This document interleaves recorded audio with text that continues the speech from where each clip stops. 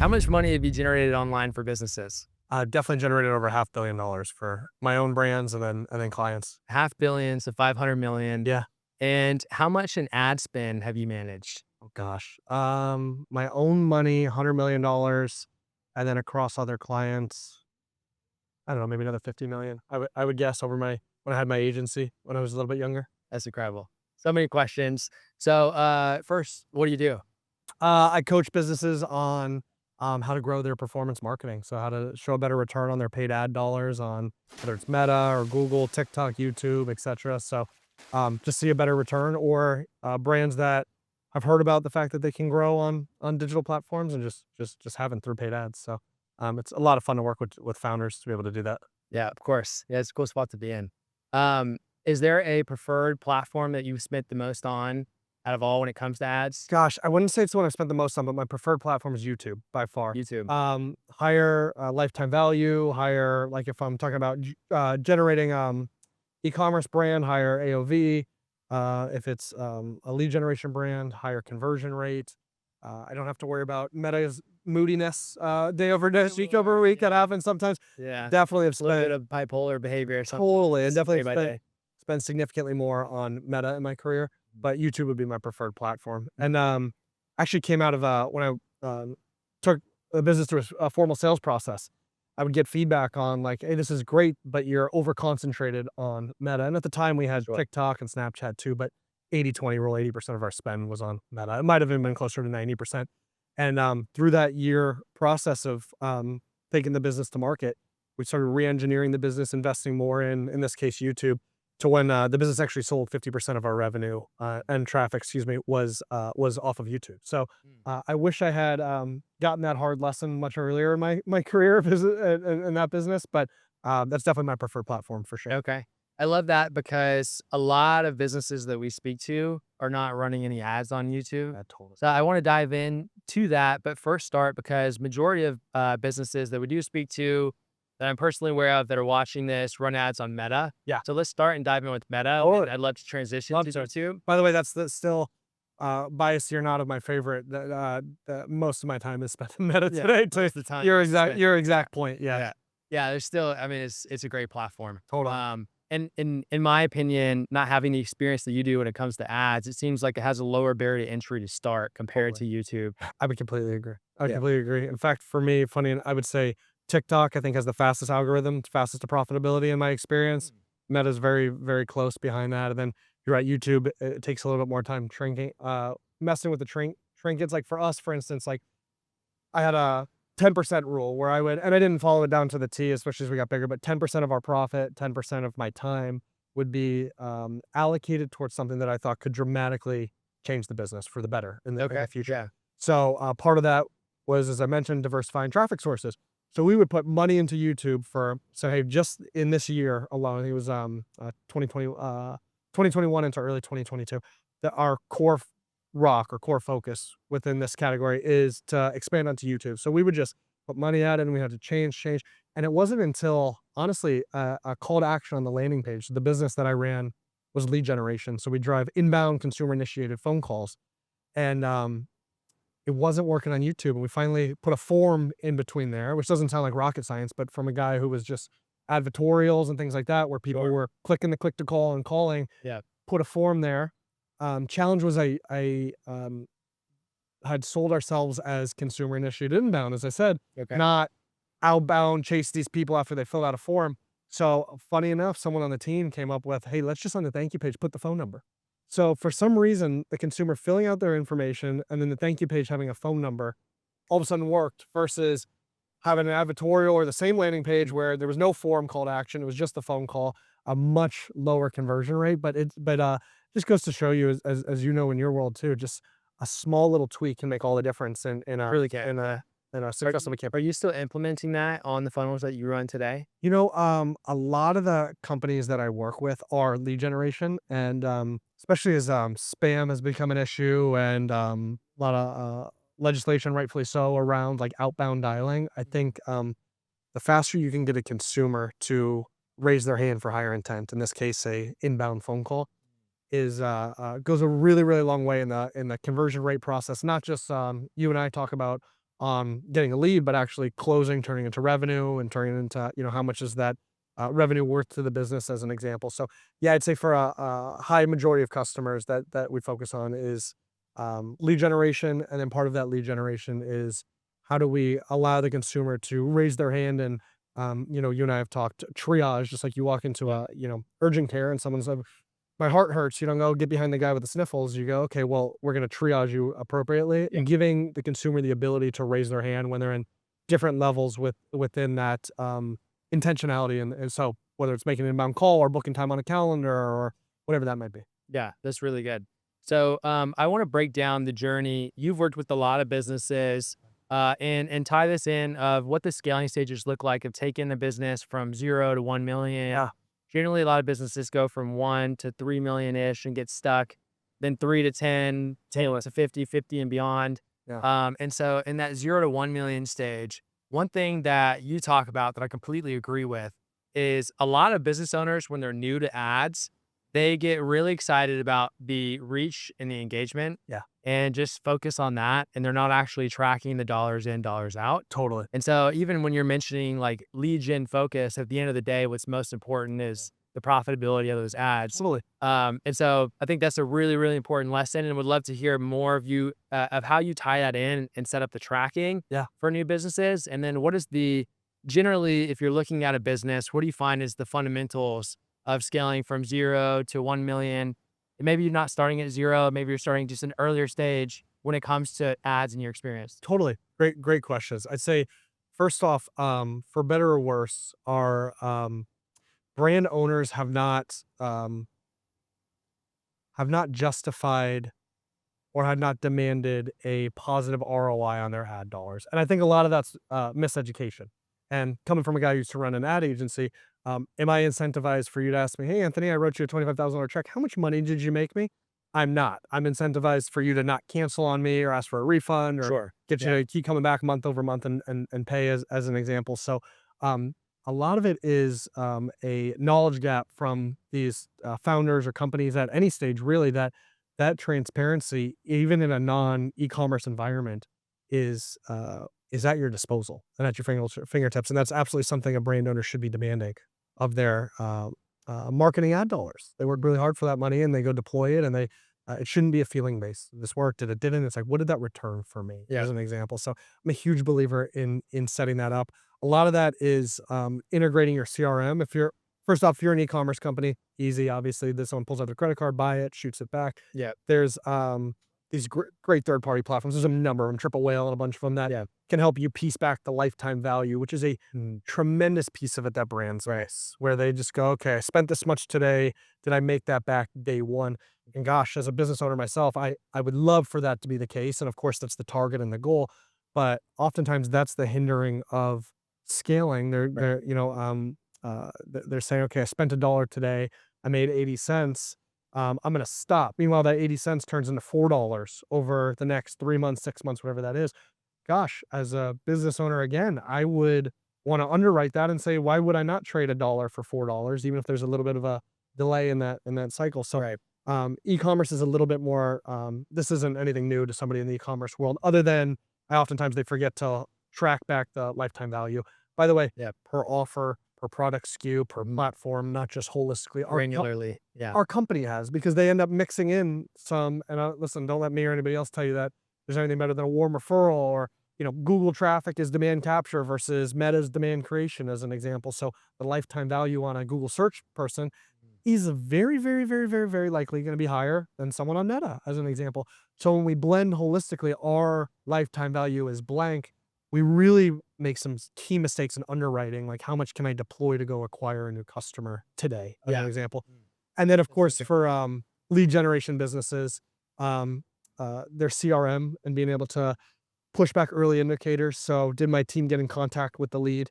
If it wasn't an inbound call, great. Did the rep mark that as like, this is a good person? This fits our demographic. They're of size and they're interested and they can afford our cheapest product we have. Check, check, check. Great. That was a marketing qualified lead, not just a lead. Can we push that back to the platforms in a much more real time? Even if we have a 3 month, 6 month, year sales cycle, hopefully, we will work on shortening that more and more. But can we push back early indicators of quality and success And then underwrite. A customer's worth $10,000 profit to me. It takes, 2 proposals to close one. The proposal's worth $5,000. It takes 5 qualified conversations in order to get a proposal. Great, I can get $1,000 per qualified conversation. 1 out of 2 leads is a qualified lead. Cool, I can spend $500 per lead as a simple math all the way through. So Yeah.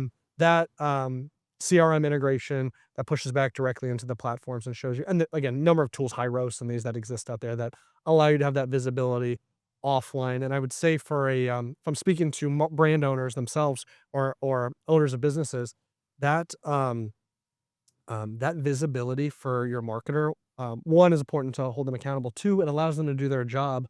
Right. Three, a lot of marketers, and again, this is, I'm speaking for myself earlier in my career. I am been graded by all my clients on, Anthony, how cheap did you get me a customer? How cheap did you get me a lead? How cheap did you get me clicks? How many clicks? How many eyeballs?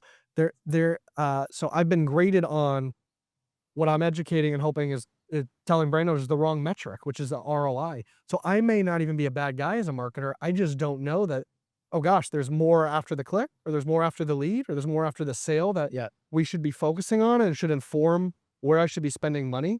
So anyway, two-sided for the brand owner to wake up to that, and then for the marketer as well too, to be able to say, hey, this is where I could differentiate in the market when versus other agencies or other companies that are looking to run ads for someone. So Yeah, that's really good. So you're saying reverse it back and track every stage of the sales process and the sales funnel. It's really important. And this is something that I feel a lot of people are like, okay, this is my cost per lead, yeah, this is my cost per sell. totally. Yeah, or cost per lead, cost per call, cost per sell. You're tracking it back to every single stage of a web page viewer to someone that started the form, someone who completed the form, Totally. the cost per call, cost per showed call, cost per proposal, cost per sell, Totally. like having all that granular details. How do you set this up in a simple way? Because we have all those details set up in our business Right. now, but it took us a bit to get there. Yeah. Right. And even using tools like Hyros that you mentioned, Yep. that's what we use. Uh, there's a learning curve to it, Sure. and just a process. So what's your approach when it comes to new businesses? First, your favorite CRMs. I know you use Go High Level a lot. A lot of people will use others as well.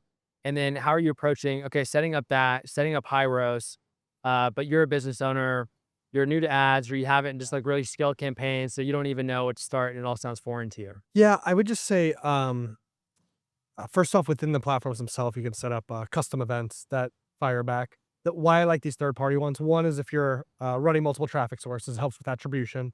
Two, it helps with pushing back those revenue numbers on an expanded window. So Meta's got a much shorter window where they're actually allow you to, capture these events. And if you've got a longer sales cycle, that hinders you a bit. Or like we were talking about, you land a customer and expand them well, having that feedback loop. That's why these third parties are really good. But just 0 to 1 to get someone off the ground. Gosh, you just set up I would literally at a minimum set up a custom event in Meta and within the platform that if a lead gets moved by a sales rep to the next stage, meaning they're marketing qualified lead, or they booked a we talked to them, we like them, we're going to give them a proposal, whatever that step is, we want the furthest down the sales funnel with a short time period to get there. So that's why we don't necessarily just push back and optimize around sales, because that might be a week out, that might be 2 weeks out, a month out, 2 months out in some cases. Whereas my rep should be calling them within minutes of the lead coming in, if it's not an inbound call, as an example, and should be being able to give an indicator, oh, this is a good, bad, ugly person. Yeah. I want that indicator to push back, and then my marketing guy or gal can make movement around that, because otherwise it's a race to the bottom on leads, and you get someone looking for they want employment, or they're like, hey, yeah, this just looks really cool. I heard you get people a lot of views, right? Yeah. What's your business? Yeah. Don't have one, but have a plan to. You're like, oh my gosh, okay, that's not someone I'm necessarily want more of. But meanwhile, the marketer is seeing this little pocket's driving really cheap leads. I need to get guys more of these. Yeah. And it's not by their fault, without the visibility. So It's a big detail is having the lowest cost per lead, cost per call, many times can be very deceiving. Totally. Because the highest quality people, we have a lot of campaigns where we're paying like a pretty high cost per call compared to what a lot of people would say is the industry standard of being around like a $200, $300 call. Totally. But those campaigns are extremely profitable for us. And so if we weren't, again, tracking the profitability of that, we would have turned those off a long time ago and we'd lose out on a lot of money. Well said. I mean, you heard me say it yesterday, but what's better, a $5 lead or a $100 lead? I don't know. What did the $100 turn into? What did the $5 turn into? Whereas default, it's $5 lead. That's absolutely not the case. It's what did it yield? By the way, this goes for e-commerce companies too. I know obviously I'm biased on my background on the lead generation side of things, so I'll tend to skew on that. But all customers are not created equal on e-commerce either as well too. Sure. So if somebody comes in, you and I buy the same cup of water here.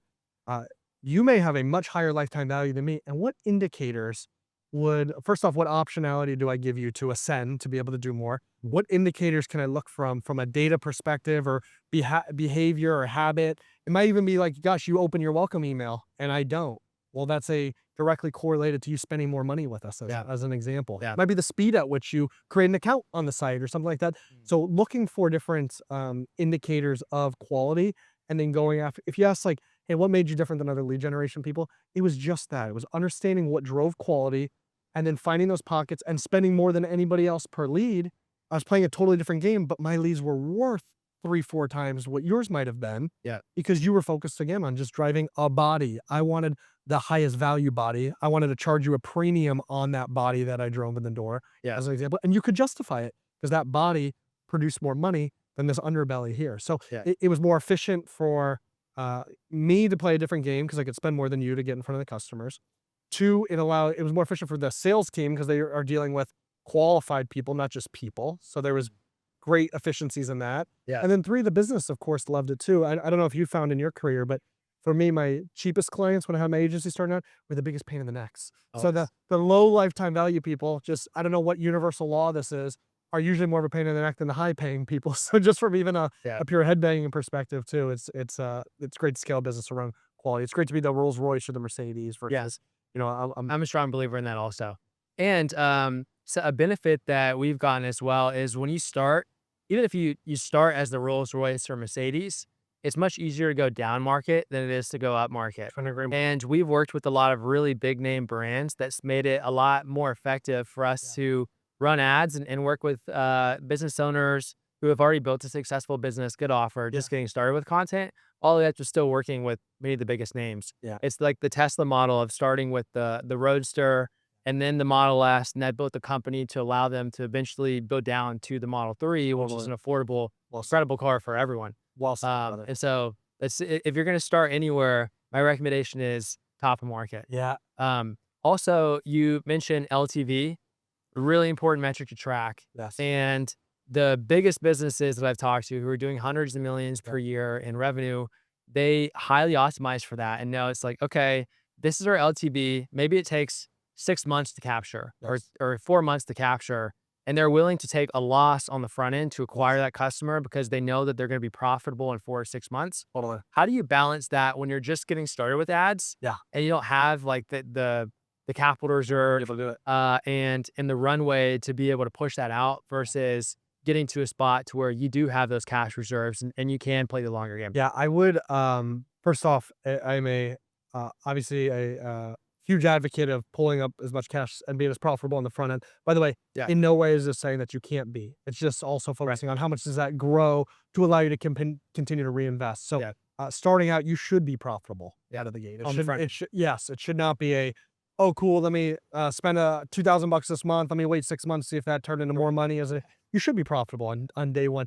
And until brands, especially at scale, that do have the capital there, they might have their own goal metric of, I want to have 10% margin out of the gate, or I want to break even out of the gate, or when they become very mature, like I'm okay as a loss leader out of the gate. But certainly when you're getting started, that should not even be close to the goal that you're focused on. It should absolutely be, I want to profitably deploy ad spend at this level. So unless you're venture backed and you've gone out and raised a lot of money and that's the model that you're building, but if you're bootstrapping, then absolutely it needs to be a flywheel. By the way, your campaigns need to fund themselves. With the downside of what we talked about is you run into underwriting issues. So you make assumption based that in 6 months it's going to. Right. When it's especially new and you'll have that historical. Exactly. Then the economy changes, your interest rates or this or that or that, or whatever it might be. You're like, holy cow, I acquired a lot of customers thinking they'd turn to this and they did not. So yeah, I know we went down that rabbit hole because it doesn't get talked about enough, but certainly the expectation should be, especially out of the gate, I've deployed money and I've made a profitable endeavor. Now, I say out of the gate, I don't think, I've heard my marketing folks listening, I don't think it's setting you up for success to say the first week that you're out of the gate, you're going to be rocking and rolling. So there is a little bit of a data phase, meaning you deploy it, you track it, and you see what gave me positive indicators. What drove me leads might be the first indicator. Great, these campaigns. What drove me quality leads? Then month 2 might be, oh, we got a proposal out of this. Great. And month 3 might be we closed the deal. Oh my gosh, now we're break even on the last 3 months. That's a good sign. So now let's continue to go down that pocket that drove the deal and spend more and more money there as an example. So yeah, I'll eat my words a little bit as far as like out of the gate, but the expectation is it does not take tens of thousands of dollars to see that these platforms work. It does not take months and months and months to see if these platforms work. And the expectation should be that this is a profitable endeavor somewhere around day 60 and 90 would be my guess. Hopefully much sooner, but that would be my guess. And not Yeah. again, not tens of thousands of dollars to find that out. Yeah. That's such a good note because in our experience, it took us about 4 months to crack ads. And There you go. we lost more than, $10,000. We were spending more, getting more data and feedback. Yeah. We actually went through 2 different agencies to make that work also. And so I think a huge portion of it is when you're getting started with ads, you have to understand it's not going to be a 30, you just turn them on and all this profit is rolling in and you're successful in the first 30 days. Yeah. Like you need to push through. It's going to feel gut wrenching at times. And we started to dig a hole. We're like tens of thousands in the red and it's still months and you're not seeing a light at the end of the tunnel. You don't know when that profitability is going to start to come in, but you have to push through because understanding that ads can be the biggest growth lever, like just a dial that you can turn on in your business once you do really crack it. And so even if you lose money for 4 or 6 months, but you stick with it, you will crack it eventually and it will become one of your biggest scaling edges. And I look at it as back to my 10% rule I shared. I'm investing in something that can dramatically change my business. Yeah. Right. So it hurts to invest in something and not see a return by Yeah. that. But if you knew that this had the ability to be a 10x on your money, a 100x on your money, a 1000x on your money, you it, you might have a little bit more grace with like, okay, I'm going to be a little bit more patient with this, as long as 2 things. One, I'm tracking so that I can know day by day, week by week, month by month, what worked and did not work. If you don't have that visibility and that tracking, it's a waste of money. Yeah. So that's number 1, the tracking. 2 is having somebody who's actually owning this for you. Could be an agency, could be in-house, whatever it is. Yeah. But they are aligned. I love the idea of like pricing models that have performance based. If you're a brand owner Yeah. or even a marketer, should love that as well too, because there's alignment on the compensation as well too. I think that's phenomenal. A good hybrid of that too, right? Cover the fees plus a performance model that you were sharing too. I think that's tremendous. Do you like or hate the model of an agency charges a retainer Yeah. plus percentage of ad spend? I don't like percentage of ad spend, and why I don't hate it, either. I think there's a misaligned incentive. I'm incentivized to spend more of your money. Right. I remember I had a client, this is earlier in my career, we charged $10,000 and they spent $10,000 online. And they saw a phenomenal return on the $20,000 that they invested into their marketing. And, hey, this person said they charged 10% of ad spend. Well, hey, I think I could be more efficient with your $10,000 versus being inefficient and trying to get you to spend $100,000 so that I make my same fee. Right. There's dramatic misalignment in that, and that's been the pricing model for quite some time. Yeah. A lot of agencies charge that retainer. And I'd rather find an agency say it's $25,000 to work with you. Okay, tell me why you believe you can justify that fee. I'd rather that than let me go find a $500 a month person, because guess what the $500 a month person's doing? Spending 10 minutes a day on your account, maybe. I'd rather pay. Again, this is my point in my career. I'd rather. Who taught me this? Can't remember who taught me this lesson, but they said, you always pay for the A player, and I was like, Right. like they're expensive? No. You go get a B and C and D level people, you're gonna lose money, and you're gonna eventually come back to the A player. So Yeah. might as well do that today. And that's Start part of, with the A we'll talk about the 0 to 1 as well too. How, okay, great, that sounds great in theory. Thanks, knucklehead. I don't have the capital. I'm just getting started with that. And we can even, maybe that's a good segue for that. But overall, like I want to find the premium person that can cut the learning curve the quickest. That versus I'm always looking at things for value versus for cheap. That's such a good note. And that's with any type of vendor or relationship that you're going in. And back to the note that I said as well, we work with a lot of people on content. Yeah. And when you are looking at a new vertical for your business, if you go into it with just a 90-day mindset, "Hey, I'm gonna test this for 90 days, and I'll see if it works, see if it doesn't," you're setting yourself up for failure, right? If you know that plenty of other businesses have cracked that code, Yes. it's not a question of does it work? It's just figuring out how to make it work for your business. Yes, and do I have And the right person driving the the strategy? right person driving the traffic. And so, to your point of spending more to bring in an A player up front, in my experience, media buyers, people who are good at running ads, are expensive because they know how to create cash machines, right? And it's just Accurate. like Yes. there's not many other investment vehicles out there to where you can just like put in dollars and get more out in return Totally. with fast feedback loops. And so, someone who's successful at repeating that process for businesses across industries Yes. are going to be expensive. In my experience, usually they cost like, if you're, I would be curious of your thoughts too. I like starting with an agency and then working towards bringing it in house, which is what we did in our business Sure. with ads. So with most agencies, we worked with a couple.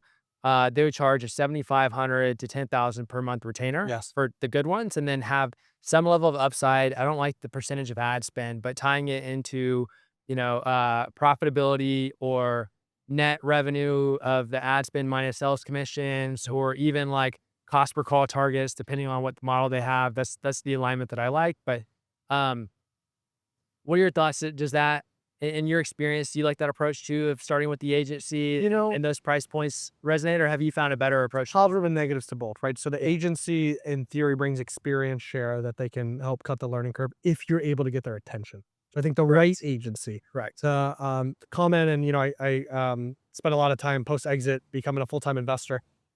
Less than 7% of financial advisors beat the market. So less than 7% of people can do better than if you and I shut our eyes, put in the S&P 500, never look at it again. 93% of the times you beat that versus the 7% active manage it, and the Right. fees and headache and all that comes with that. I do believe agencies are very similar. I do believe there's a very, very, very, very, very small subset Yeah. that are better than that are a better starting point than an in-house Yeah. individual. So I I have found, that's not to say that don't explore them. The positive again too is the experience share that they're able to share on Yeah. top of that, and the coaching or the leadership or the being able to cut the learning curve. I think is tremendous. Or if they have the infrastructure team, again, asterisk, if you're able to get the attention that you're looking for. Yeah. I've just found in my life, in my career, an in-house person, even subpar on all those categories, they're spending 40 hours a week on Right. your business. Yeah. That ends up outperforming. By the way, you ended up with in-house anyway, and that you end up coming to that Yeah. conversion at some point anyway. So for me, in most cases, my suggestion is to start in-house. But there is, of course, huge value to whether it's a coach and a consultant to oversee an in-house or an agency that's brought that experience. There's no doubt, again, if you're able to get the attention from them, that there's tremendous value there too for someone who's Yeah. been there, done that, and walked the walk. Yeah. But I can't discount. I just think it's too lopsided. I think 90% of brands work with agencies, 10% build in-house. And I think it needs to be level set a little bit more because the attention is so crucial and does not get talked about when it comes to this. I want Yeah. the guy that's done this and this and this and this and gal that's done this for the agency. Great. But then you end up getting the junior media buyer anyway who's actually working on your account. You have a sweet talker who's your account manager. And you're like, Yeah. gosh, I might as well have gotten someone mid-level for the same price, or great senior in a lot of cases. Right. So anyway, that's my 2 cents again from a past agency owner. So Yeah. um, Yeah, it's a good note, and I think, why I like that recommendation, a lot of the time too, is if this is a new vertical for your business, you may not know who is a good hire yeah, for your business, totally. and, so I'll say we are primarily talking to people right now on the stage to where you wanna be direct response driven, Yes. meaning that you're tracking dollar in, dollar out. Yeah. You want your ads to be profitable. You should not spend to just get more reach, do brand campaigns when you're starting with ads. And when we were hiring for internal media buyers, most of the marketplace, that was like more of their case studies and focus. And some people will like market and showcase, oh, I worked with this enterprise brand and this, Yes. and they're just like spending Nike. on brand and awareness, and they don't have a lot to back up of, oh, I spent this much profitability is driven, and this was each step of that sales process, the metrics that we track. And so when you hire in-house, it's really important to find someone who has that experience of Yeah. direct response, Totally. profitability. They have a case study and track record of doing it for other businesses. And then so to tie into with the tech stack, I hear most people in like more high ticket service generally use high rows, and most people in e-com I hear triple well. are the top two like attribution platforms for Yeah. ads. Do you think everyone should have those set up, one of those, when they start running ads, or do you think that you could start and then tack those on later because this it's usually an added. I mean, it's not like $400 per month getting started, but some businesses want to spend it, others don't. Give me 90 days and I'll give you 100 million views. That's our most successful ad hook, and it's also true. We've generated over 100 million views in 1 month for Grant Cardone, Dr. Pompa, Hustle Phil, Greg O'Gallagher, Dropouts Podcast, and have generated tens of millions of views per month for dozens more brands like Prairie.com, Fashion Nova, Jay Shetty, and many more. And this also works if you have a smaller following as well. Attention is the most valuable resource. So ask yourself, what would this amount of views do for your business? And if you want to know more, go to mediascaling.com and let's talk to see if it's a good fit. I do believe for a $400 price point, juice worth the squeeze. Yeah, I will say I'm pretty frugal by nature. So like, I really like analyze like, is that worth it? Yeah. I do believe it is, to be honest. I think so too. You're gonna get like the clear data. Okay. It's hard to get it otherwise. And when you don't have the clear data day one, Yeah. you're probably gonna waste more money in ad spend. Yes. It pays for itself. The best worst case scenario is, oh my gosh, we got a sale from online. Where'd it come from? Right.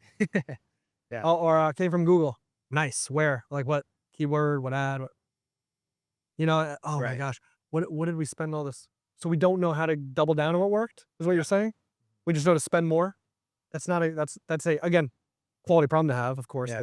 but it's not the best case scenario. So Yeah. I think you end up there if it works, great. If it doesn't, you don't know why it didn't work. You don't know why it did work, which is, so I do believe that tracking is really important.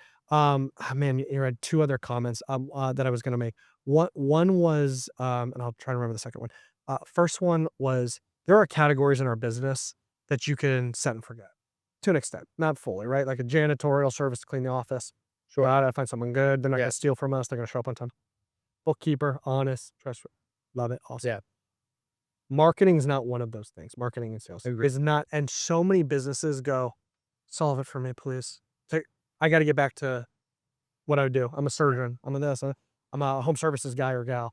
It's not one of those categories. Your health, your finances, your relationship, marketing and sales. I'm sure there's others, your faith.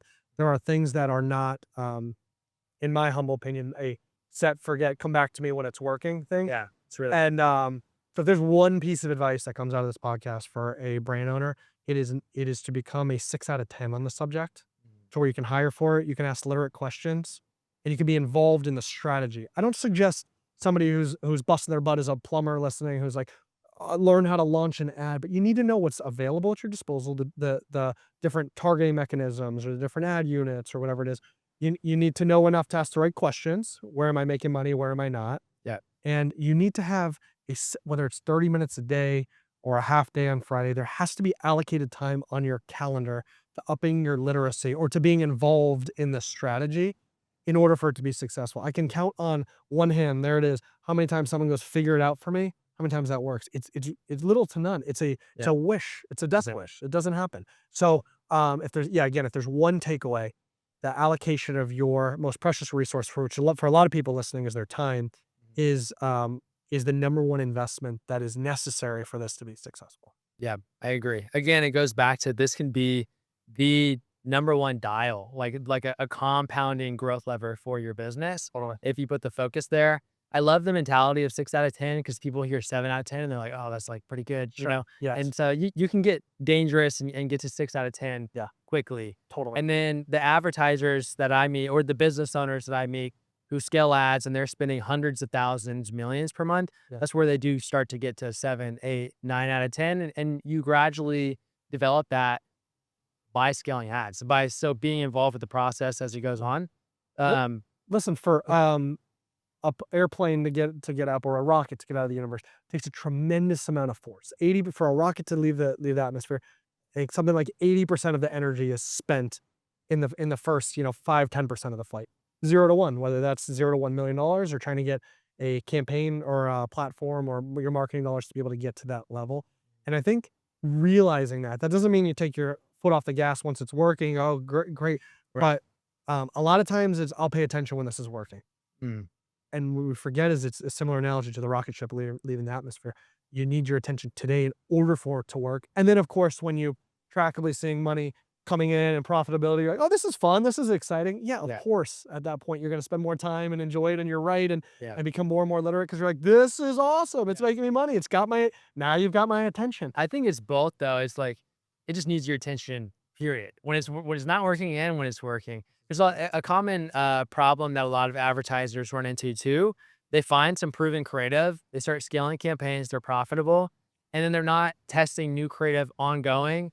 And next thing you know, Sure. your creative fatigues is no longer profitable and you haven't been testing new creative. Yes. All your ads campaigns tank and now you're scrambling. Yes. And you're trying to figure out how to get it back profitable and you're in a bad spot versus if you're being proactive that whole time. How important is it to you to continue to test new creative and what is like a general framework or structure look like? Totally. Well, first off, back to Exhibit A, having someone in-house. If I'm an agency, it's working, you're not bothering me. Yeah. I'll wait for you to call me when there's a problem, right? And in the meantime, make sure that wire hits on the first of the month. Yeah. So having someone in-house for the attention is really important, as we already talked about on that category. Secondly, I would just say cadence of that. Of course, it depends on level of scale or spend that you're doing, how fast you burn through that. But overall, like I would say 10,000-foot level. We want to create content that addresses a pain point. So I want to talk to the emotional side of my customers. I always tell a story. It's very immature and silly. I don't recommend anyone did it. But I was doing marketing for a company that renegotiated credit card debt. So people that had defaulted on their credit card bills or were behind or anything like that. And I actually defaulted on my credit card bill just to feel the emotions of what it felt like. Again, I don't recommend You this. purposefully did. Yes, when I was much younger, I don't recommend that. And credit scores recovered, thankfully, since. But I got to see letters in the mail. I got to be scared of answering my phone in the morning for debt collectors calling me. And I got to feel that emotion of like, holy cow, is there someone behind me trying to collect on my money? Right. All of a sudden my ad creative was much stronger than lower your monthly payments. Right. It was like, are you worried your finances are going to cause divorce? That's so good. Yeah. That got attention, right? That started working. So understanding what truly makes your target customer tick from an emotional level, that's where I'd start. Tick, stay awake at night. Totally. What's keeping them up? Yeah. Totally. And I would talk in terms of what mattered to them, outcomes, not features. But if you said, hey, where do I start? I start talking to the pain points my customers are experiencing, afraid of experiencing, or not aware of what they may experience. And if I can talk in terms of that, I've aligned with the demographic and I'm talking from an authentic level that most of my competition is not. They're talking features. They're talking Right. Facebook ads and this and the, like versus like are you working 100 hours a week on the business, and again your relationship's suffering, you're not being able to spend time with your kids. Like this proven system allows you to scale back your time while increasing your profitability of your company, which might sound like a pipeline dream, but hear from Joe here. Joe is a testimonial, goes, oh my gosh, I got to work with you guys and it created blah blah blah blah blah, and it's results and it's outcome, not features, as an example. But one of my favorite case studies is a doctor who did a knee surgery called GAE. Do you know what that is? No. I don't either, and I didn't. And his marketing was all around GAE, and the whole professional name. It's a alternative to a knee replacement surgery. So now I said, hey, what are the pain points or questions you get in every intake? How long is the downtime? How much does it cost? How does this differ from a knee replacement surgery? Right? Like all these questions. Is it outpatient, inpatient? And the ad, he literally, I'm not kidding, his wife filmed him and he goes, covered by Medicare. So you don't pay. It's a same day procedure, outpatient, no inpatient, no downtime. That's good. The procedure's 30 minutes. 80% of people get lasting knee pain. The guy had like a 15, 20x ROI on his like ad spend because it was a bad ad that had really great chemistry with it, which he was just talking to the questions, the pain points that his customers have faced, the people in knee pain as an example. So it was a great indicator of like how focused on the pain points, how much it can be a needle mover in a successful marketing. Yeah, that's really, really good. And the example that you just used, I would say that those are still, they're top questions, but it's still a bit more feature based versus what you mentioned of are you afraid that your debt's gonna cause divorce? Like, that's much more emotional, Totally. much more layers deeper. So, I mean, it says a lot about you and the, results that you're willing to generate for clients by purposefully putting yourself in that spot, right? Yeah. So, obviously, you could take the steps to become your customer. Are there any other, steps that you follow to really find those emotions? Like questions that you ask, Mm. the ways that you survey, interview your customer base? Like, how do you tap into that Yeah. true emotional state? I used to on Fridays, I'd have a 1-hour block where I would call my customers that didn't know who I was. I was not the owner of the company. I was a third-party survey company. I call them up and I'd say, "Hi, my name's Joe. I'm a, third-party survey company for Site Flood, and, yeah, I just need to hear more about your experience. Good, bad, ugly, how's it been?" "It's good. Great. Okay. Hey, I actually get in trouble with my boss if I don't collect 3 things that you did like about the experience and the product or the service." And, "No, no, he was great." I know, but I actually get in trouble if I don't collect those 3 things. "Well, they took a while to onboard." R 'Kay. And by going and tapping my current clients or those that were leads that didn't come in.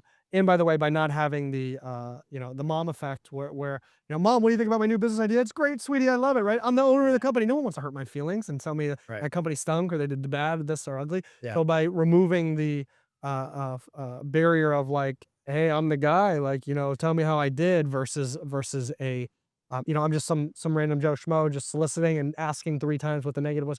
I learned so much about my demographic, and I learned so much about my product or service that I get to re-engineer that not just went into my ads, but went into formulating the company that I drove, my pricing model, my offer, all these things came from just that 1 hour a week. I remember just, you and I share a faith-based background in alignment. I remember this lady kept saying, "Thank God, thank God, thank God." I kept hearing her say, "Thank God."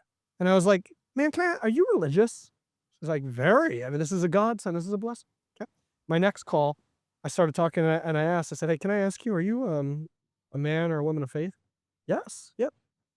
Gosh, my demographic has a faith-based background. So I went to Hillsong, a huge, a Christian one of these mega churches, Okay. and I developed a partnership with them where I was running Mm. ads from their Facebook page at the time. This is years and years ago. It wasn't as Yeah, smart. pertinent, and I had tremendous results off this. I wouldn't have gotten that insight if I hadn't set aside an hour a week to be able to go talk to my demographic and learn from them on their pain points. So that's number. Listen, you can read Yelp reviews or Google reviews or your own bad reviews. Your Facebook comments to your competition are great places to be able to see what people are saying they love, hate about their offer, ad, company, industry, and things like that to learn from. But I'll tell you what I found the little things that are hardest sometimes move the needle the most, i.e., blocking out an hour, 30 minutes a day to learn marketing, an hour a week to be able to do this. So little, it's a little ask for something that has tremendous effect on the success of your business, and they move the needle so far. We all want a magic pill. We all want to hire this team, this agency, and they'll fix it Right. all. It doesn't exist. Putting in the work. And again, I'm not an advocate for working 80 hours a week by any means, but these little things, 30 minutes a day, hour a week, they go a long way. Yeah.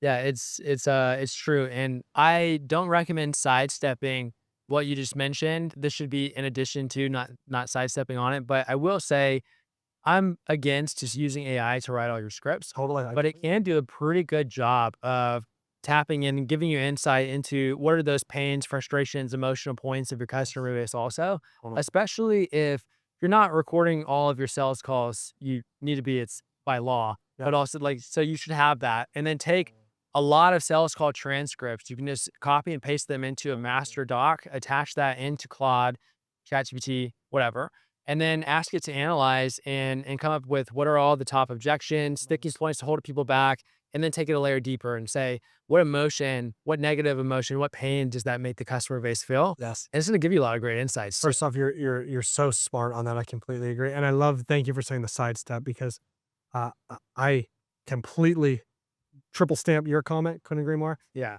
And and it's not an excuse for anyone listening to not do both. Right. You Definitely be should do doing what you're both. doing Yeah. because I can't hear the emotion in your voice. Right. I can't hear your crackling when I ask like, "Hey, what are your monthly payments today?" Yeah. And are your kids in school? Are you able to get them school supplies? I can't pick that up versus I go, "Are you able to go out to dinner?" "No, it's all good though, I like to cook." Right. Right? AI is gonna be like, they don't have a problem going to, they can't go out to dinner. "Oh, great, maybe I should build ads around the fact they can go out to dinner." But I heard it in her voice when she couldn't get her kids' school supplies. Saw it in the facial That's expression. that's what I need. Exactly. So, but you are 100% correct. I think with the AI approach that I just mentioned, that should be step one Yes. because it can be done immediately and fast. And what you mentioned takes a little bit more time, but it's going to give you much more powerful insight and data and granularity that's going to be more of a foundation I'll tell over you time. I'll Yeah. tell you where I learned this. I learned it from, Steve Wynn from, Wynn Hotels in Vegas. Um, he spent a tremendous, lopsided amount of time with the bellhop.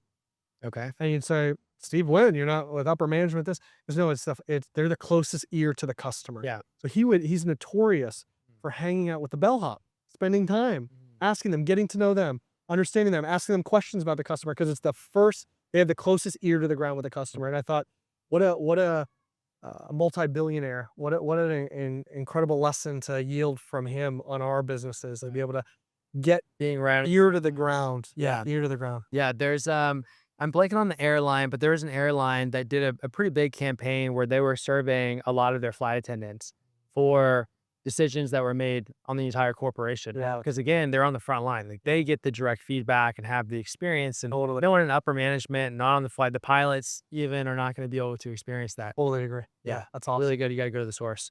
Okay. You've also touched on speed to lead, Yes. right? And so when people are coming through your sales funnel, whatever it is, there's a great study that you touched on Yes. showing a massive, massive impact Yeah. of the difference in results and money that you can make if you're calling leads within 5 minutes versus even 30 minutes that are Yes. going through your system. Yes. So how do you approach and set that up with each of your clients? It's important context to you're still actively overseeing over 10 million in ad spend today. I didn't mention that earlier. Yeah. So you're still very much so boots on the ground. It's not like a lot of your past experience $1 million a month. Yeah. and you're relaxing on the beach outside of, Yes. today and tomorrow, but you're still boots on the ground in it, seeing what's working today. It's funny. So Great question. Yeah. I had my agency and of course the 0 to 1 comment, which I know we'll get to. You take on, or I did anyway. I took on anybody and anybody that could pay me. Which was great. I got all these different industries and I got to good breadth of the world. I have an e-commerce client and then a lead gen and then a healthcare and then, addiction rehab. And then a guy that wrote marijuana cards. Like it was like totally opposite ends of the spectrum as a silly example. And, then I, niched down, had my own business that I grew and was able to exit from. And, I learned intimately the value of niching down and all that, of course, too. But, now going back to coaching, I get to just see across all different industries and businesses. yeah, And I feel more effective today to be able to give, feedback than ever because I'm not siloed into my own stuff. right. If that makes sense for you. Yeah. So it's just It's a big edge. such a Yeah. blessing, dude. It's really awesome. Just get to work with and talk with people like you. It's just such a unbelievable gift, for us to be connected. So thank you for that. Oh yeah, likewise. Um, The same. the speed to lead comment you mentioned, yeah, there's MIT did a very expensive study where they measured the results of how fast you get in touch with people. By the way, this is a pretty outdated study. This is like 8, 9 years ago. Yeah. And I would argue it's infinitely more relevant today. I'd love for them to I agree. rework the study and rework the results. But the study found, MIT. yeah, please. Do it. Sub 5 minutes versus sub 30 minutes. So 5 minute call, lead comes in, call within 5 minutes versus 30 minutes, 100 times better chance of getting in touch with that lead if you do it at 5 minutes versus 30. 100x. Staggering Massive. result. Massive. Then Yeah. they said you have a 21 times better chance of qualifying it. And I'm like, yeah, because you got in touch with them, right? They go, no. 21 times better chance of the ones they got in touch with, not just the overall out of the whole leads. It was just if you're following me, the ones that they actually got in touch with, 21 times better chance of qualifying. So how's that possible? Crazy. They fell out of buyer cycle. They went to a competitor. They got distracted over that 30-minute time period. Speed kills in business. Speed kills here. We're talking about leads. By the way, same thing works for e-commerce software. Speed to onboarding someone. Yeah. Speed to delivery of the product. Speed to having a customer service rep call them and say, how was the experience? What else is going on in your life? I'm an e-commerce brand. What do you mean call center people? Yes. Calling them out. Some of the best brands, they call abandoned carts. They're getting them on the phone and why didn't you buy? The ones that buy, they're calling them too. Say, hey, how was your experience? Anything else I can help you with? Yeah. You can do this in an Okay. automated fashion too, right? Whether it's SMS, email, whether it's bucketing them within your Facebook ads to be able to then grow them from, hey, we saw you just purchased. Thank you so much. looks like you might also be interested in these things, and having specific marketing funnels just for those people. So Yeah. speed to engage with the customer, whether it's lead, whether it's call, whether it's post sale, onboarding, speed kills in business. And it's just so hyper important when it comes to, this topic we're talking about, whether it's an actual service-based company or software company onboarding someone, or e-commerce, somebody who purchased Right. post-purchase. So Yeah. And a lot of us have heard about the concept of speed to lead, yes. which in theory it makes a lot of sense, Yeah. but it's hard to execute. Yeah. And there's still a lot of questions around that. I know you like Alaware as a software. They're a great software for it. There's multiple more out there Yes. as well. But how do you actually implement speed to lead in your Yep. business? And I'll also add a little bit more context. It's really easy, go high level, and HubSpot and all these other automation tools have made it very easy to send text automations and email automations. That's been around forever. Everyone does it. It's a commodity. The edge is getting on the phone, Yes. right? Like that's Yeah. the true speed to lead advantage. So how do you set up that speed to lead with the phone? Yeah. Say first off, simple thing people miss: after hours message. They normally get a thank you so much. Talk soon. I'll call you later. Engaging the customer in the experience when they opted in, even if you and I are sleeping. Got your message. What time's best for you tomorrow morning? I'll call you then. What time's best? Now you're engaged. You've got a response. I'm trying to trigger a response. By the way, you give me the time. Awesome. Hey, can you tell me a little bit more about the biggest pain point you're trying to solve? Get my buy-in. Yeah. 'Cause Start a conversation. start a conversation, off hour. And by the way, in an automated fashion, could be what that one question, could be multiple down and have it all automated out. When you're saying that's like a text that's sent out, or if they DM, just a DM response, or After whatever hours, medium. just, hey, Yeah. I'm off right now, but what time works best in the morning? Okay. Question mark. Mm, Versus like, thanks so much, talk soon. that's good. It's starting the conversation. Yeah. So that's, because someone says, great, Anthony, I don't have 24 hours. I don't work 24 hours a day, 7 days a week. And by the way, to staff that up is a lot. Yeah. So that's for after hours. On hours, obviously, you and I are talking about dialers and things like that. Alaware is a great solution. There's tremendous more by the time this comes out. There'll be even better ones out Sure. there. I'm certain Right. that people want. Yeah. So Search power dialer and speed to lead tool on Google or Claude or whatever. exactly. Go come. At a very rudimentary, I've seen systems that work great where a lead comes in, goes into a shared Slack channel, first rep to say, I got it, I called him. That's their lead now, as an example. So simple. And you're like, oh, that's not that hard to set up. Yeah, a Yeah. dialer and this and this. So at its maturation, you're exactly right. Some kind of power dialer is perfect. Assigning leads based on availability. So if a rep has an opening on their calendar that they haven't booked out, or they're not currently on a call, again, you can build some technology to be able to, or leverage some of these third-party technologies to be able to route the lead based on that. That takes a little bit more logic, dev work, but for somebody who's just like, sounds good in theory, that's a lot to bite, to chew off. Gosh, when a lead comes in or a call comes in, that's the first one to get it. Put it in the shared Slack channel. First one to touch it, it's theirs. Yeah. Let them call. That alone for some organizations solves their speed to lead. Even better than some of these power dialers you and I have talked about. We've experienced with a few that claim all these things and they don't end up being great, right? And it's without mentioning any names. But so even dumping it in a shared Slack channel is a great way to just, okay, I got it. Boom, Yeah. it's yours. Now we're and tracking the metric, tracking it and making it part of the culture. That's what I was gonna mention is I love like the rudimentary approach of, hey, let's just get this started. Let's send it in a shared Slack channel. But if you do that, you need to figure out some way to track to make sure the team's actually executing. That's exactly right. And tracking the timestamp of the lead coming in versus the first outbound dial. And by the way, a text conversation is not a contact. Correct. It's great.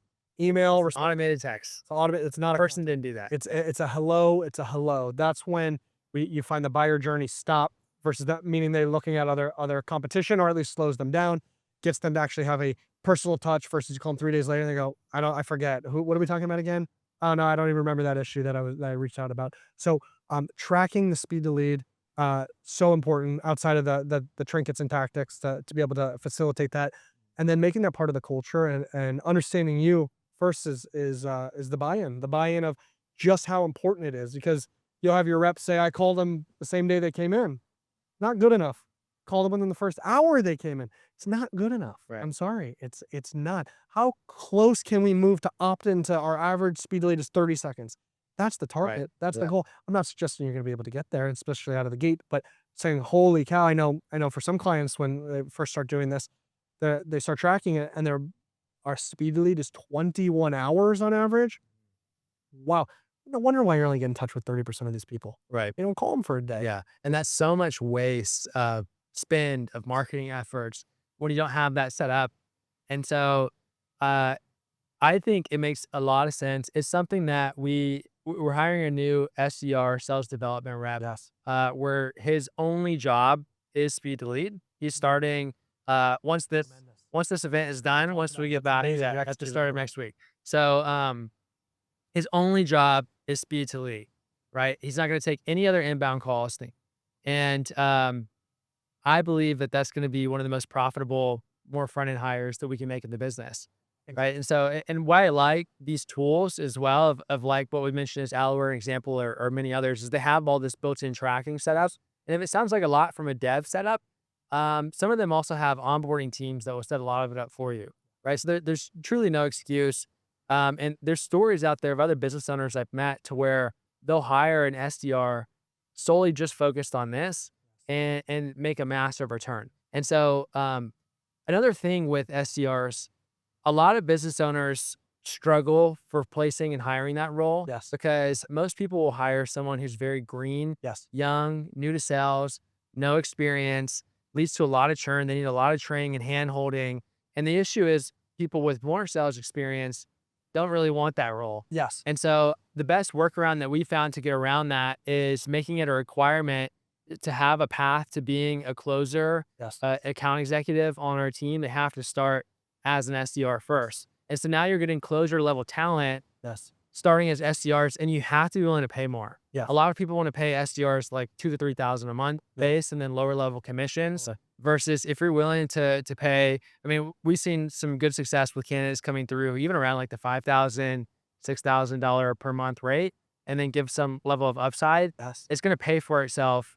Ideally 5x, 10x or more Yes. because you're getting much better talent. And that is the first touch point on behalf of your business. Like that's truly the first impression, first person they talk to. Enough. That's incredibly important. Have you seen similar, like, do you have any other tips that you've seen of what works best for starting to build a team around this? And just like, yeah, getting your SDR force built up? Break. I mean, well said. Across the board. Couldn't agree more. A couple comments. When we go hire someone and we tend to think in the annual, we tend to think of the salary. Yes. Is a $72,000 person, Right. $6,000 a month. It's not. It's a $12,000 or $18,000 investment. Because when we come in with the expectations that, sir or ma'am, I expect by day 30 this, I expect by day 60 this, by day 90 this, and if not, we're gonna part ways as friends. I just want to be upfront about that. I don't like firing people. Yeah. I found it much easier when I set the expectation. If you hit Upfront. this, then we're gonna continue. If not, we're not. So for me in these roles, like I stopped trying to find like the perfect person. God bless. Definitely go through the recruitment process. Definitely put them through the ringer. Make sure you get the right person. Sure. But I stopped trying to be a stock picker in my silly analogy before, or a winner picker. And I just said, this is a much smaller investment than I had framed it before. And this is just a reframing. There's nothing groundbreaking I'm saying here, other than just from a business owner reframing this as a $12,000 or an $18,000 or even a $6,000 investment. And then when someone's tracking on day 25 and they're far off, and remember we talked about this, where part ways, or they're showing some light. Okay, I'm going to give you to day 60, but again, I need you here by then, or we're not going to be here together. That conversation's been a lot easier to let go. Right. And it's very clear too, is the point. Like there's a metric there. It's not vague of like, hey, I just want to see you performing well. It's like, no, we need to hit this target. I need to see this exactly. Yeah. And then last thing, which you actually hit on beautifully, is realizing the value of the first touch with the client. Yeah. Huge. So if you're going on a first date with someone and show up and whatever, you kind of don't care and this and this, and you show up and you're tired, you didn't sleep the night before, so it's not gonna be a good foot forward. I'm not sure that perfect mate's gonna magically find you all of a sudden. Won't come through. Probably not gonna happen, versus putting your best foot forward. So understanding the value of that position and then being able to compensate on it, whether it's base salary, whether it's a higher percentage of commission as an example, and saying, gosh, this person has a lift in my sales. I can quantify a profitable investment in them. What's back to my silly analogy before? Is it better to have a $20,000 SDR or a $5,000 one? What did they produce for you? We don't know. I'd rather pay a guy $20,000 a month if they're making a multiple on my investment with them. Right. I would run from a $5,000 a month They're person making that's me 100,000 per month in addition to what I'm paying them versus even if the first hire is profitable, but they're making you 30,000 per month more than gosh, the math it's makes just sense. back to, again, our tracking and math. I know the point that I had mentioned earlier that thought escaped me. Marketing people do not, for whatever reason, get viewed as, um, revenue drivers, which I never understood. It's like almost like a kinda like a bookkeeping service. You're like, "Here, you do my marketing, then my salespeople I'll Yeah, commission. My salespeople, I'm okay paying more for." yeah, They go hand in hand. It's 50/50. yeah, Salesperson cannot do their job without marketing. Marketing cannot do their job without salesperson. right. So just from a business owner realizing that, this category, again, is a revenue driver and, being comfortable, compensating based on someone who's able to drive revenue quantifiably. Gosh, you would do that for a sale? If I said a commission-only salesperson or a small base and commission person makes you $1 million in profit a year, but you gotta pay them $400,000 and they make you 1.4 in profit, would you do it? Yes, you would probably take that Yeah, trade. Same thing for a marketer, but for some reason, marketers are just on a flat fee, or they get looked at as a right. commodity, and Yeah, this marketer's they doing it need for that. 10 grand. I Yeah, found someone that can do it for 8 grand. Let me move over to them. yeah. It's a value conversation. I'm a big believer in that in general. We're at 145-ish people on our team. Almost everyone has a level up of upside in their compensation from even the back end roles. Like, I don't like hiring people on just a fixed payment plan. I Yes. want them to make more when they earn more, Right. and it just drives high aligned incentives. It drives higher performance and it aligns incentives more. By the way, that was a lesson I unfortunately did not, learn while I was running my active business. I learned it, as I was going through the sale process and talking about private equity and realizing this is how they develop, compensation plans for teams, and they carve out some equity, and then there's commissionable activities, and truly until the ninth inning of my business career before I sold the company, did I realize the value on that. So God bless you for you're so much more mature in realizing that lesson. Compensation drives behavior, and I wish I had learned that one earlier. I appreciate that. Wish I would have learned it earlier in my stage. It's always I'm just grateful when we do learn Yeah, at completely the end of agree. the day. One thing that we learned too is it was kind of I made the mistake in the past of I want to give our SDRs commission of the cash that they bring in Yes, as well versus just like paying them per set. totally. And I think it better aligns incentives. At the end of the day, we want them to bring in more cash, Yes. but your margins can start to get away from you quickly as you build a sales force because you Yes. have commissions to the closer, you have commissions to the SDRs, you have a sales manager commissions, and the next thing you know, like your profit margins Give it are away being nice. eaten away, and then you have the ad spend costs. One thing that I found to pay the SDRs commission while also still paying the closers commission, everyone's happy, but keeping margins good, is we frame it to our closers like they basically pay the setters. So if the setter sets an appointment for them, Right. they share their commission. So let's just use an example. This is not like exactly what we pay. We have tiers, but if you're doing 10% to keep it easy, Yes. if the closer sets their own appointment and closes it, they get the full 10% Great. of commission. Versus if an SDR closes it, maybe they get the SDR gets 2.5%, the closer gets 7.5%. Totally. Right now, it's like it incentivizes your closers to still go out and hunt their own deals as well, I love it. on top of just being relying in the SDRs, and you don't have like this extra commission added on top Love it. when your SDRs are attached to the deal. Completely agree. I Have love you it. seen any other like big commission takeaways when it comes to structuring sales teams that have I think having a only other thing that's beautiful, by the way, is a weekly pool based on activity that they get to share in. So if each week there's a 30 set, that's the standard of excellence, right? As an no? example. Yeah. Um, Yeah. that 30 set appointments from an SDR per week. or whatever, define Yeah. X amount of calls, X amount of whatever the metric is, Yeah. new sales, whatever it may be, retention for that matter too, and renewal. Whatever that is, uh, I would bonus based on activity as well too. So it could be I'm making it up, could be $1,000 a week. I don't know what it is, and it's shared. And if you have 5 reps and they all hit it, everybody splits. They get 200 each. These people don't hit it. Or you and I are the only two that hit it. We get 500 each, is whatever it is. Oh, But I like I that. just found this, Okay. it's just small little spliffs that also incentivize the activity um, around that as well too. Because you're absolutely right. Compensating based on per set. Gosh, you got a pulse. You're free on Tuesday at 4. I'm gonna get you on the closer's calendar, and then closers are gonna be bugging you pretty quickly here, saying, I'm getting all these unqualified knuckleheads on the calendar. Stop. Well, Right. I mean, they're getting paid every time someone's on the calendar. Right. So that's the only other just I maybe suggest just a little bit of layer on top of it, but how you have it structured is completely correct. That's good. Out of everyone that we connect with, the top two funnel types that I see when people are driving ads, driving traffic in general, generally more in the higher ticket space, is webinars, Yeah. which seem to still hold the crown for a lot of bigger businesses, and then VSL to call funnels. Sure. Um, where like when you're looking at a new business, do you have favorite funnel types or maybe a ranking in terms of like what you like to see? There's DM setting funnels. There's just lead form ads. I know what you're a part of with Ultra Call. You're driving to a call with Ryan, who's the face of the business as well, but he has these big credentials that makes it a very attractive offer. So Yeah. people would love that. Yes. What do you find are the most consistent, like predictable, successful funnels that you like to deploy with businesses from the starting stages that can still scale them to a Yeah. far range? I would say I've seen a when you make an offer that adds a ton of value, and I'll give you a real life example, so we're not just talking in theory. Yeah. Make an offer that holds a ton of value, that you set a bar that says I'm going to fulfill on it. Example.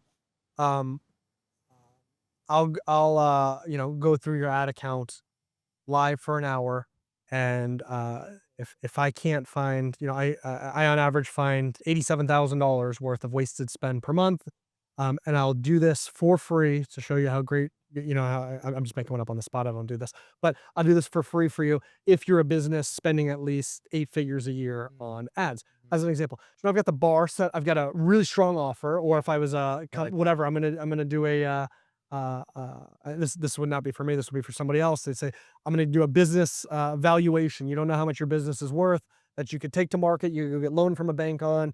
You can go take to an investment banker and say, this is what I believe the value of my business. And going to do that for free if you're at least $100 million business or whatever it is.